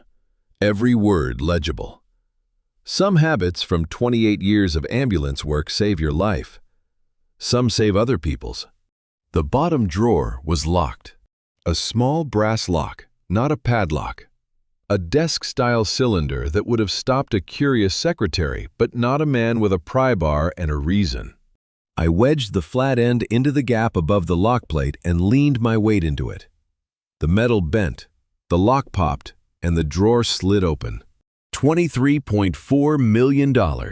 That is what 73 stolen children are worth when you file the paperwork correctly and no one asks questions. The archived files went back 6 years, 73 completed placements across 4 states: Washington, Oregon, Idaho, Montana. Each folder was identical to the active ones, but thicker, containing additional documents, post-placement follow-up reports, wire transfer confirmations, and in some cases, handwritten notes in Sloan's tight cursive, detailing complications: a mother who fought back, a buyer who wanted a refund, a county clerk who needed additional payment to look the other way. The total revenue was logged on the inside cover of the last folder, written in blue ink in Sloan's handwriting. Circled once. $23.4 million. I photographed the revenue total last. My hands had stopped shaking somewhere around the 30th folder. Something worse had replaced the shaking. A stillness that felt like the moment before a detonation. When the air pressure changes and every sound becomes very clear and very far away at the same time. I was closing the bottom drawer when I heard a sound behind me. Not footsteps, not a door. A voice. Quiet. Female. Deliberate, spoken from the doorway with the measured calm of someone who has rehearsed this moment many times. Don't turn around. I've been waiting 4 years for someone to open that drawer. I turned around anyway. A woman stood in the office doorway in dark blue scrubs, both hands raised to chest height, palms out. She was holding a thick manila envelope against her sternum, the way you hold something precious, not offering it, not hiding it. Just keeping it close until she decided what to do. She was mid-40s, brown hair pulled back, no makeup. The kind of exhaustion on her face that does not come from one bad night, but from years of carrying something too heavy to set down and too dangerous to hand off. "My name is Jolene," she said, "and I need you to take this before they find out it's missing." She did not look like a criminal. She looked like a woman who had not slept through the night in 4 years. Jolene Stafford, 43, night shift midwife, stood in the doorway of Sloane's office with the manila envelope against her chest and the kind of exhaustion that lives in the bones rather than the eyes. She had been working this ward since the facility opened. She had delivered babies in these rooms, charted their weights, clipped their wristbands, and watched them disappear into the filing system I had just photographed. "I've copied every original intake form before Sloane changed the names," she said. Her voice was low and fast. A nurse's handoff report delivered between rounds when there is no time for narrative. 4 years of real records, mothers' real names, babies' real birth weights, where they were sent, the originals, not the altered versions. It's all in here. She held the envelope out. I took it. It was heavy, 2 inches thick, the kind of weight that comes from hundreds of photocopied pages pressed together over years of secret accumulation. "Why didn't you go to the police?" I asked. Her jaw tightened. "Boyd told me my daughter would end up in one of these files. She's 7. She had kept her daughter safe by keeping her mouth shut for 4 years. That is not cowardice. That is a mother's arithmetic, 1 silence for 1 life. I had no right to judge the math. I had no right to judge anything about a woman who had stood inside this building night after night, watching what happened behind those locked doors, copying records by flashlight between medication rounds, and hiding the copies inside her scrub pockets because the only alternative was watching her own child become a case number. I pulled my old King County Medical Center badge from my pocket, the scratched laminate, the 12-year-old photograph, and wrote Wade's direct number on the back with the pen from Sloane's desk. "Call this number before noon," I said. "Tell them Jolene from Rosehaven. A federal case is opening within hours. They will protect you and your daughter, I promise." She looked at the badge, then at me. Her eyes moved across my face with the careful assessment of a medical professional deciding whether to trust a patient's self-report. "You're the grandfather," she said. "Yes. Your grandson is healthy. I made sure of that. I adjusted his temperature settings twice when Sloane set them too low. I changed his formula when the first batch gave him reflux." She pocketed the badge. "He has your daughter's eyes." She checked the hallway, 1 look left, 1 look right. The practiced glance of someone who has been navigating danger in this corridor for years and disappeared back into the treatment wing without another word. Her scrubs made no sound on the carpet. She moved the way I had learned to move in this building, like someone who understood that silence was the difference between escape and discovery. I went back through the tunnel with the envelope tucked inside my jacket against my chest. I could feel the weight of it against my ribs. 4 years of truth pressed against the place where my heart was beating too fast. In the truck, on the logging road. I called Beverell. He answered on the first ring. I told him about Jolene, about the envelope, about the original records. He was quiet for 5 seconds, then said, "That corroborates everything. She's our star witness. I'll have protective custody arranged by 10. Then he told me about Celeste Ballard. How do you rescue a stolen child when the woman waiting to receive him has spent 3 years preparing a nursery and does not know she is part of a crime Celeste Ballard, 35, was a veterinary technician from Olympia who had waited 3 years to become a mother. Wade's team had traced the name from the wristband through Rosehaven's shell accounts. She had paid the full placement fee, believing she was legally adopting an infant whose mother had died in childbirth. She had no connection to Boyd, no knowledge of the forged certificates, no idea that the baby she was expecting was stolen from a woman still alive 60 miles away. "She's innocent?" I asked. "Completely," Wade said, "which means rescuing the baby breaks another innocent heart." I sat in the truck with Jolene's envelope on my lap and the first gray light of morning pushing through the tree canopy. We had the files. We had the whistleblower.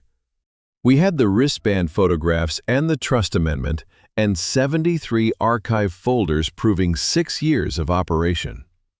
We had everything we needed except a recorded confession. In 6 hours, Nora would call Boyd from the safe house, feigning surrender, and invite every conspirator to Rosehaven for a signing ceremony they would never forget.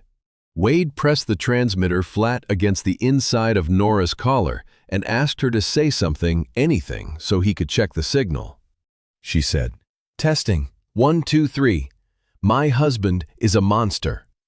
The signal came through clean on Wade's receiver 3 rooms away. He adjusted the gain, tested it from the kitchen, tested it from the front porch. Crystal clear. He came back inside and sat across from Nora at the folding table. "You need him to say 3 things, Wade said. His voice was the operational briefing tone, flat, precise, no room for ambiguity. 1, the baby is alive. 2, the adoption is his arrangement. 3, you were held against your will. If he says all 3 on this recording, we have a federal case that no defense attorney in the country can unwind. If he says 2 out of 3, we have a fight. If he says 1, we have nothing." Nora nodded. She did not write anything down. She had spent 6 days memorizing the sound of her husband's lies, the way his voice dropped when he was calculating, the way it rose when he wanted to sound reassuring, the slight pause before he said something he had rehearsed. She knew the script better than anyone in this room. She picked up the phone Wade had provided, a clean device, untraceable, routed through a federal relay, and dialed Boyd's number. I had to leave the room when she started talking to him. Not because she was not convincing, because she was. My daughter's voice shifted in the space between the second and third ring, and when Boyd picked up, she sounded small and broken and lost. And the part of me that raised her could not tell the difference between the performance and the real thing. "Boyd, I can't do this anymore." Her voice cracked on the word anymore, perfectly timed, perfectly placed. "I walked out last night. I don't know where I am. I'm scared and I'm tired and I'll sign whatever you need me to sign. Just promise me you won't go after my dad. He doesn't know anything." Silence on the line. 2 seconds. 3. Boyd's tone changed. I heard it through the wall. The shift from alarm to satisfaction took less than 10 seconds. The sound of a jaw unclenching. A predator watching its prey walk back into the clearing. "Come to Rosehaven tonight," he said. 7 o'clock. "We'll take care of everything. You'll feel better once it's done." "Promise me about my dad." "Your father thinks the baby is dead. Nora. He's not a problem." She hung up. I came back into the kitchen. She was sitting with the phone flat on the table, both hands in her lap, staring at the wall. Her performance was over, and the real Nora was back, pale, shaking, furious. "He bought it," she said. Wade was already at his laptop. Within 20 minutes, the intercepted calls started lighting up the screen. Boyd called his mother in Seattle. He called Sloan at the facility. He called a number in Olympia that Wade's system flagged immediately. 3 vehicles from 3 directions, all aimed at the same clearing in the Cascades, like spokes tightening toward a hub that was about to shatter. "Boyd just called Vivica," Wade said, reading the intercept log. "She's leaving Seattle now. Estimated arrival 7 p.m. Sloan is prepping the conference room and pulling the consent forms, and Dale Norris is driving up from Olympia. Dale Norris, 55. The county vital records clerk who had certified every forged stillbirth certificate in Rosehaven's filing cabinets. Wade had identified him from Jolene's records that morning, the same signature on 73 death certificates for babies who were not dead. Every one of them walking into the same building at the same time, I said. Wade looked at me across the laptop screen. This is either the best operation I've ever run or the worst. He positioned his tactical team along Highway 12 in unmarked vehicles, 2 at the Randall turnoff. 1 at the logging trail where I had parked my truck 3 nights running. I loaded the pry bar back into my glove box out of habit. Wade told me to stay at the safe house. I told him I would be in the truck on the logging road with a phone and Jolene's envelope and every photograph I had taken inside that building. At 6:45 p.m., Nora stood at the safe house door in clean clothes Wade had brought from her closet in Kirkland. The transmitter was invisible beneath her collar. Her hands were steady. Her face was the face I remembered from the morning she defended her graduate thesis composed. Prepared and absolutely certain of what she was about to do. "Don't follow me in," she said. "I need him to think I'm alone." Then she got into the federal vehicle, and the taillights disappeared down the road toward Randall. I was parked a quarter mile from Rosehaven, listening to my daughter's heartbeat through a federal receiver when she walked into the room with the 4 people who had stolen her child. The receiver sat on my dashboard, a gray box the size of a deck of cards with a green LED that pulsed every time the transmitter picked up sound. I could hear Nora's breathing steady, controlled, 12 breaths per minute. I could hear a chair being pulled out. I could hear paper sliding across a table. Boyd spoke first. His voice came through the receiver with the practiced warmth he reserved for closing deals, smooth, reassuring. The voice of a man who believed his own authority was a form of kindness. "The baby has been placed, Nora. That process is complete. Signing this protects you. It means you relinquished voluntarily rather than abandoned. It's the difference between walking away clean and walking away with a felony." He said, "Placed the way you say delivered about a package. My grandson was a shipment that had already cleared the dock." The consent form was not about giving the baby up. It was about giving Boyd legal cover.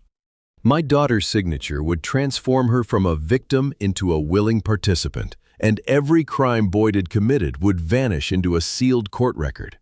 Nora's voice came through small and obedient. "And if I sign, you'll leave my family alone? Your father thinks the baby is dead. There's no reason for that to change." A second voice entered, older, crisper, the conference call authority I had heard through the cracked window. "Vivica. The father is a problem. Boyd. He's ex-medical. He has contacts. And he flew home from Iceland in 12 hours. That's not a man who believes what he's told. I'll handle Curtis after the filing." "You'll handle him before, or I will." I gripped the steering wheel hard enough to feel the leather seams cut into my palms. My son-in-law and his mother were discussing how to handle me while my daughter sat between them with a federal transmitter recording every word. Nora's breathing did not change. 12 per minute. Steady. The discipline of a woman who had spent 6 days learning how to be still while predators circled. Sloan's voice came through next, quieter, directed at Dale Norris. Something about the filing timeline, the county seal, the certification schedule.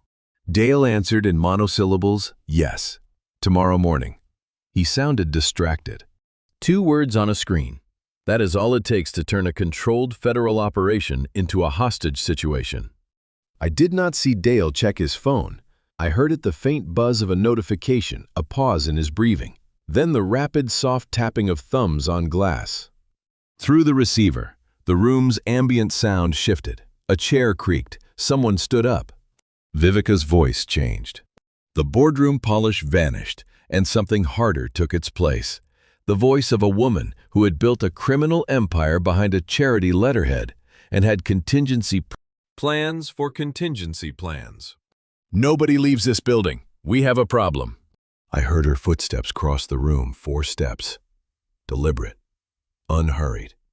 A plastic cover flipped open. A keypad beeped 4 tones in quick succession.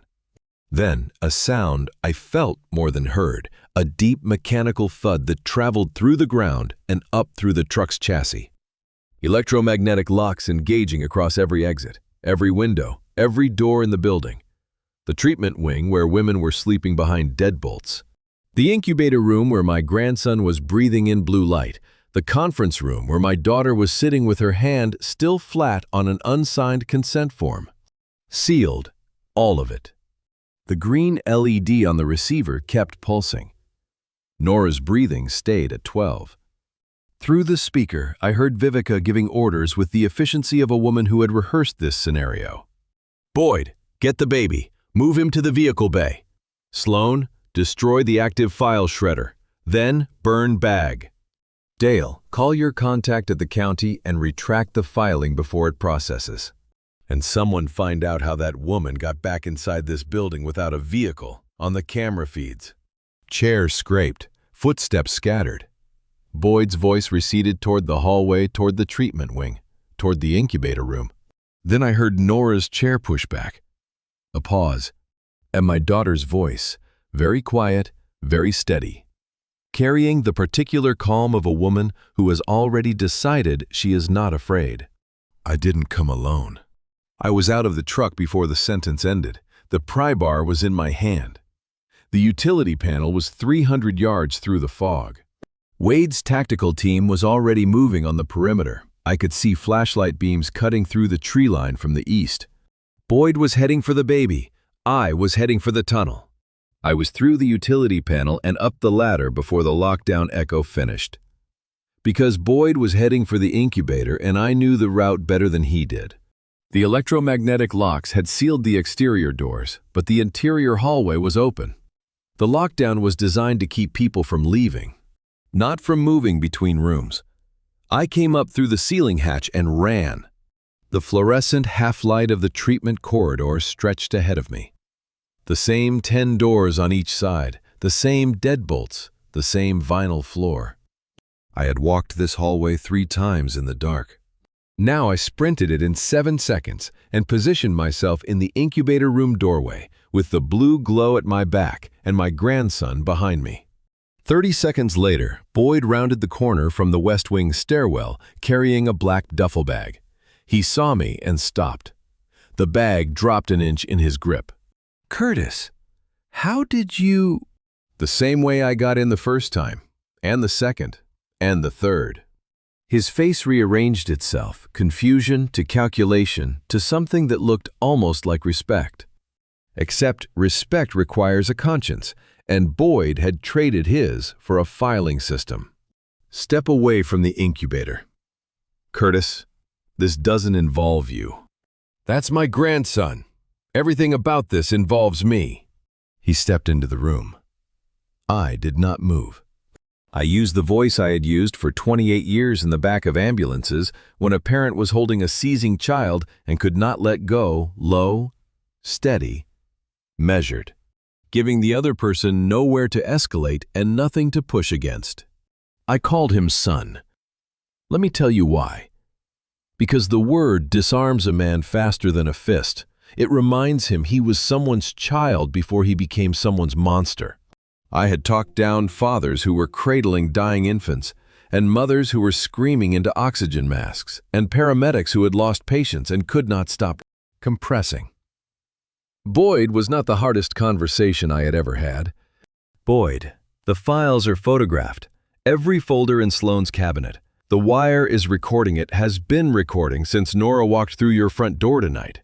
Jolene gave us 4 years of originals. My wife's journal documented your behavior 2 years before she died." I kept my voice at the pitch of a heart monitor's steady beep. "There is nowhere left to go, son." His hands began to shake. The duffel bag trembled against his thigh. His eyes moved from my face to the incubator behind me, to the hallway behind him, calculating exits that no longer existed. The electromagnetic locks had sealed them all. The building he had built into a prison had become his own cage. You don't understand the legal. I understand that 73 families are going to get a phone call this week. I understand that your mother is in the conference room giving orders to a woman who has already agreed to testify against her. I understand that Elaine saw you coming before any of us did. His jaw unlocked half an inch. The mention of Elaine did something to him that nothing else had. Not the evidence, not the wire, not the FBI. The dead woman who had watched him across holiday tables and written down what she saw. He had underestimated a nurse the same way he had underestimated every mother in this building. Movement behind him. A shape in the doorway, bare feet on vinyl. Nora. She had fought free from the conference room during the chaos. I would learn later that she had locked Sloane in the bathroom and walked out while Vivica was on the phone. She stood behind her husband in the hallway, pale, trembling, and absolutely certain of what she was about to do. Boyd turned. Nora stomped his instep and drove her elbow into his solar plexus with the precise, furious economy of a woman who had imagined this moment for 6 days. He doubled over.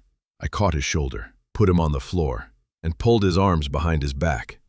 The same zip ties, the same ones, from the same bedside drawer where they kept the restraints for the mothers they had locked in these rooms. I cinched them tight, and Boyd gasped, and I felt nothing but the plastic biting into my fingertips. The exterior wall blew inward 30 seconds later, a breaching charge. Controlled, professional. FBI tactical agents came through the gap in black helmets and body armor, flashlights cutting the blue incubator glow into sharp white slices. I lifted my grandson from the basin. He cried. It was the most beautiful sound I had ever heard. Nora pressed her forehead against his and whispered his name, the real one. The one that was never on any wristband. Sirens filled the forest outside. The building was no longer quiet. It was full of people coming to bring everyone home.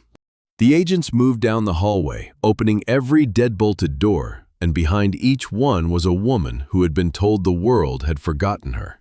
The first 2 rooms were empty, stripped beds, IV stands unplugged, the antiseptic smell already fading. Whoever had been in those rooms had been transferred before I ever set foot in this building. The third door took 2 agents to breach because the deadbolt had been reinforced with a secondary latch screwed into the frame. Inside, sitting on the edge of a bare mattress in a paper gown, was Opal Garrett. Opal was 22 years old. She had been a grocery cashier in Centralia before someone handed her a brochure in a parking lot. She had been in that room for 4 months. When the agents cut the zip ties from her wrists, she held her freed hands in front of her face and stared at them the way a patient stares at a limb after a cast comes off, testing whether it still belongs to her, whether it still works, whether the bones have set correctly or set at all. Her wrist scars were layered white over pink over purple.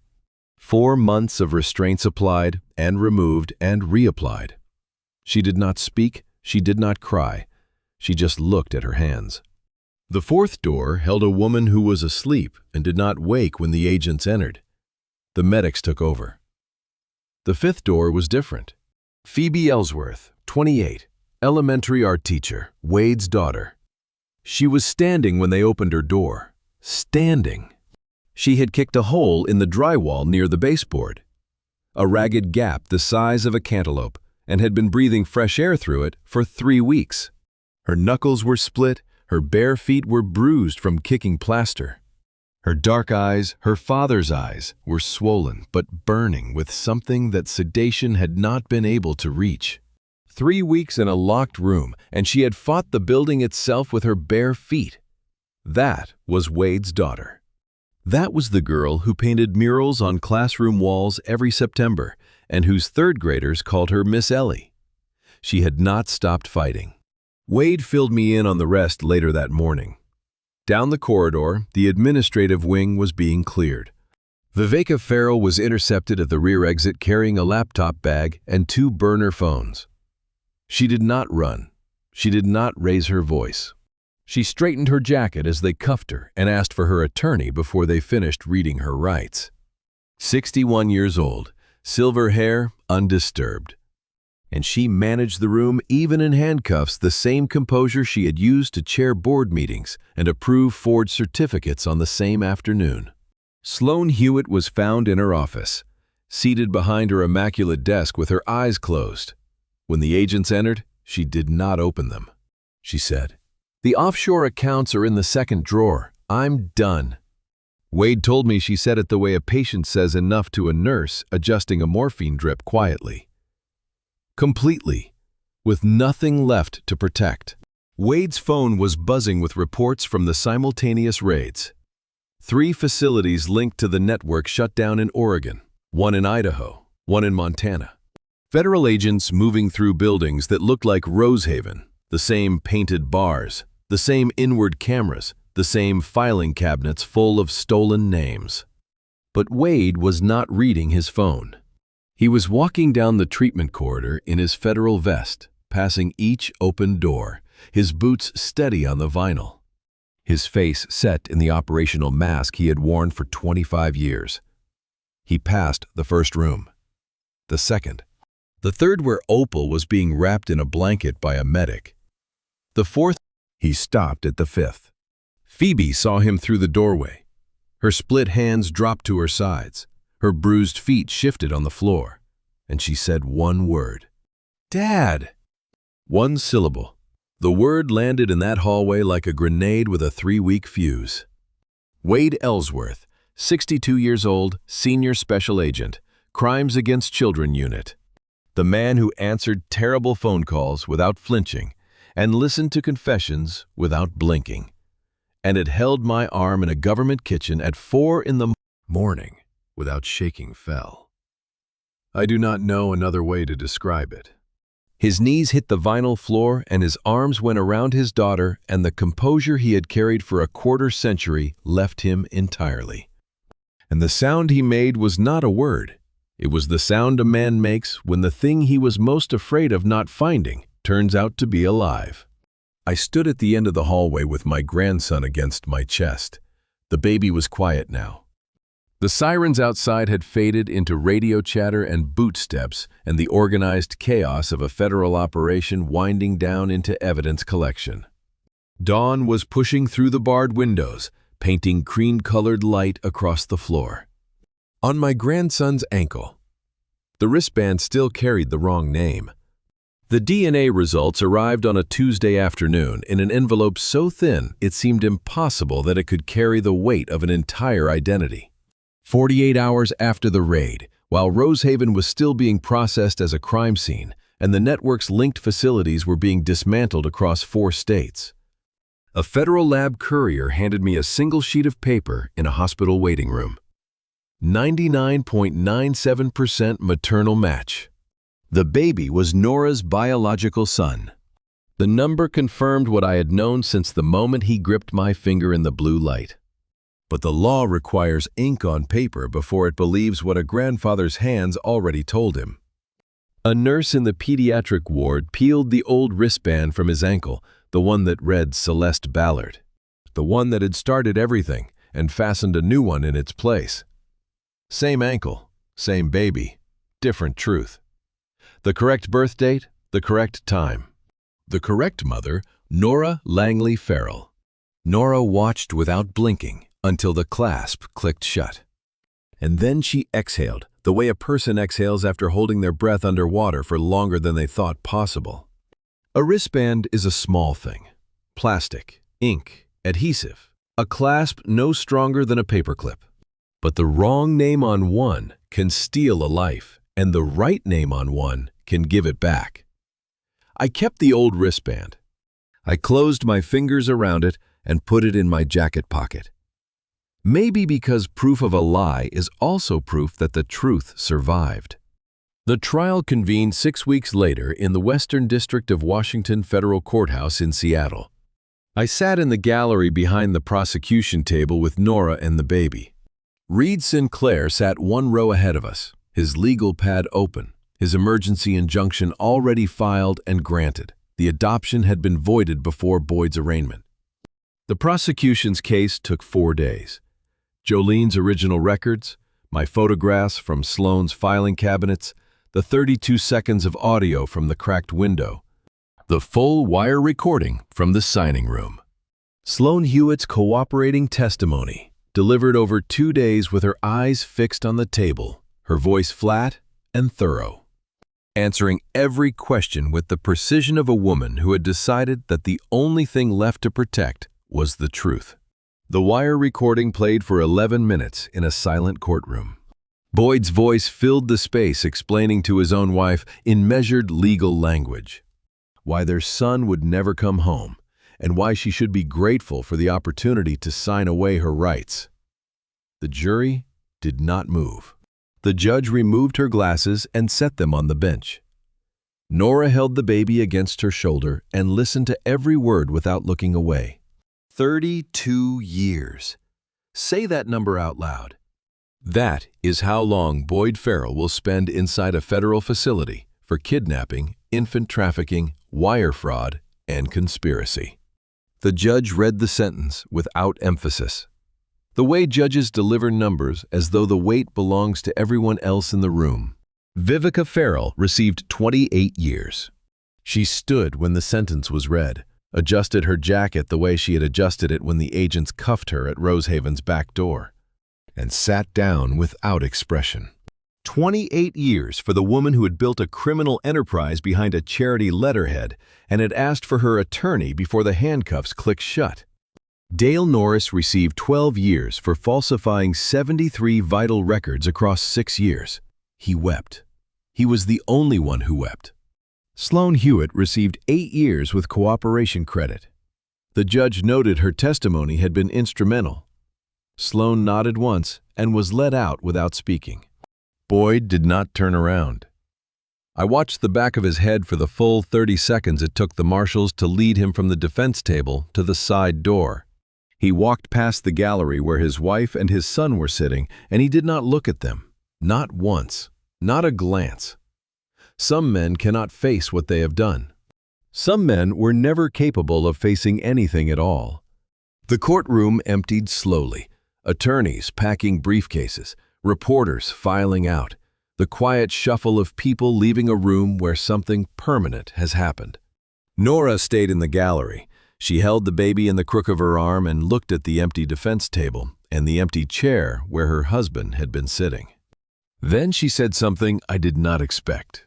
"I don't want to go back to Kirkland. I don't want to go back to Burien." She turned to me. The baby's hand was wrapped around her index finger. "I want to go somewhere the air smells like salt, and there are no locked doors." I knew exactly where she meant. The cottage in Long Beach had a porch that faced west, and every evening the Pacific turned the color of something forgiving.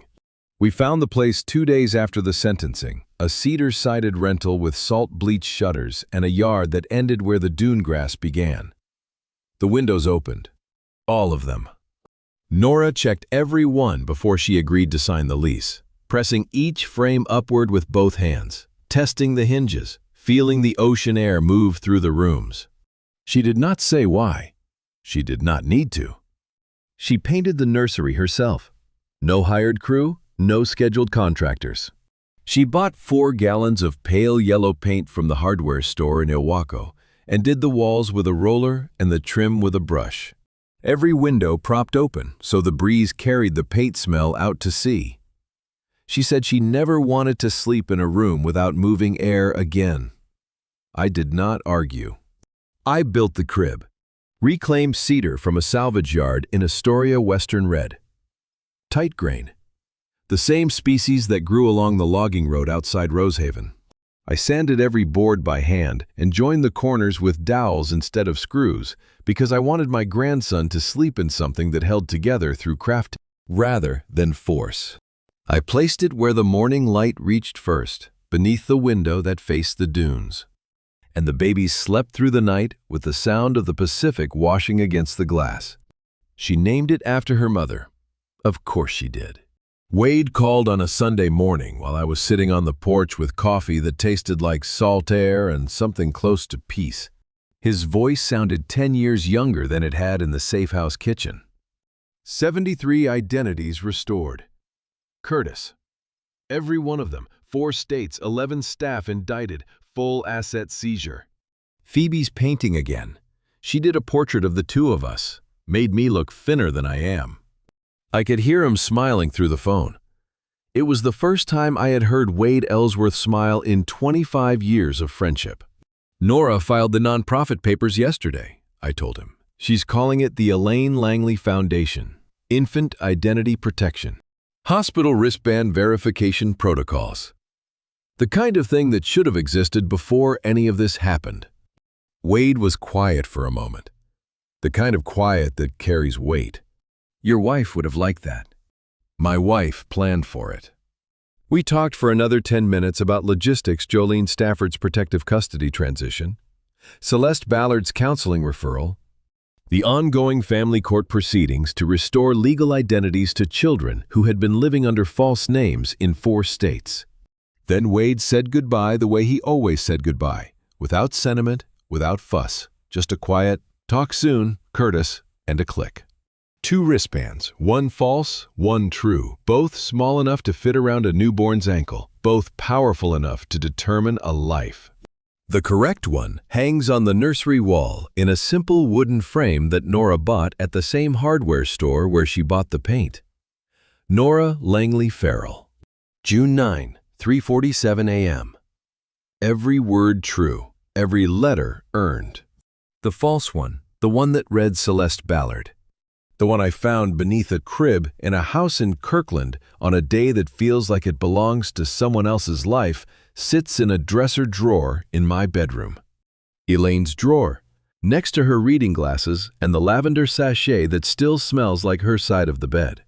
I put it there because the lie and the truth belong in the same place, and because Elaine's drawer is where I keep the things that matter most.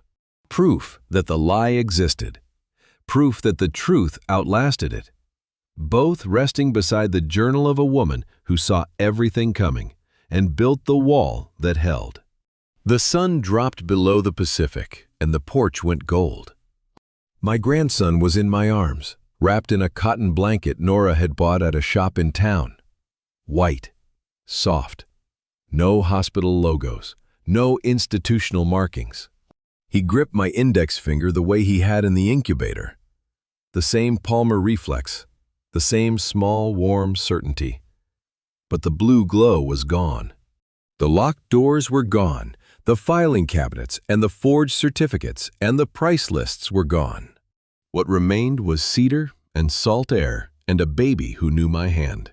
Somewhere in 4 states, 73 families were learning that the children they had mourned were alive.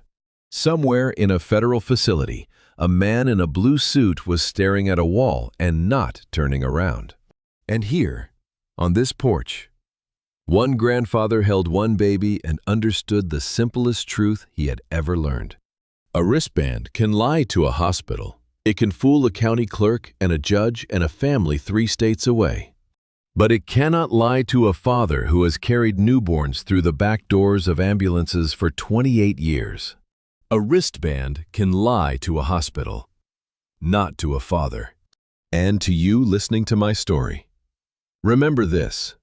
I spent 28 years carrying other people's children through the back doors of hospitals, and I never once thought the skills I learned in those ambulances would be the same skills that saved my own grandson. I should have trusted my instincts sooner. I should have opened Elaine's drawer the day I came home from Iceland instead of waiting. Do not make my mistake. When your gut tells you something is wrong with someone you love, do not wait for proof. Act. The proof will follow.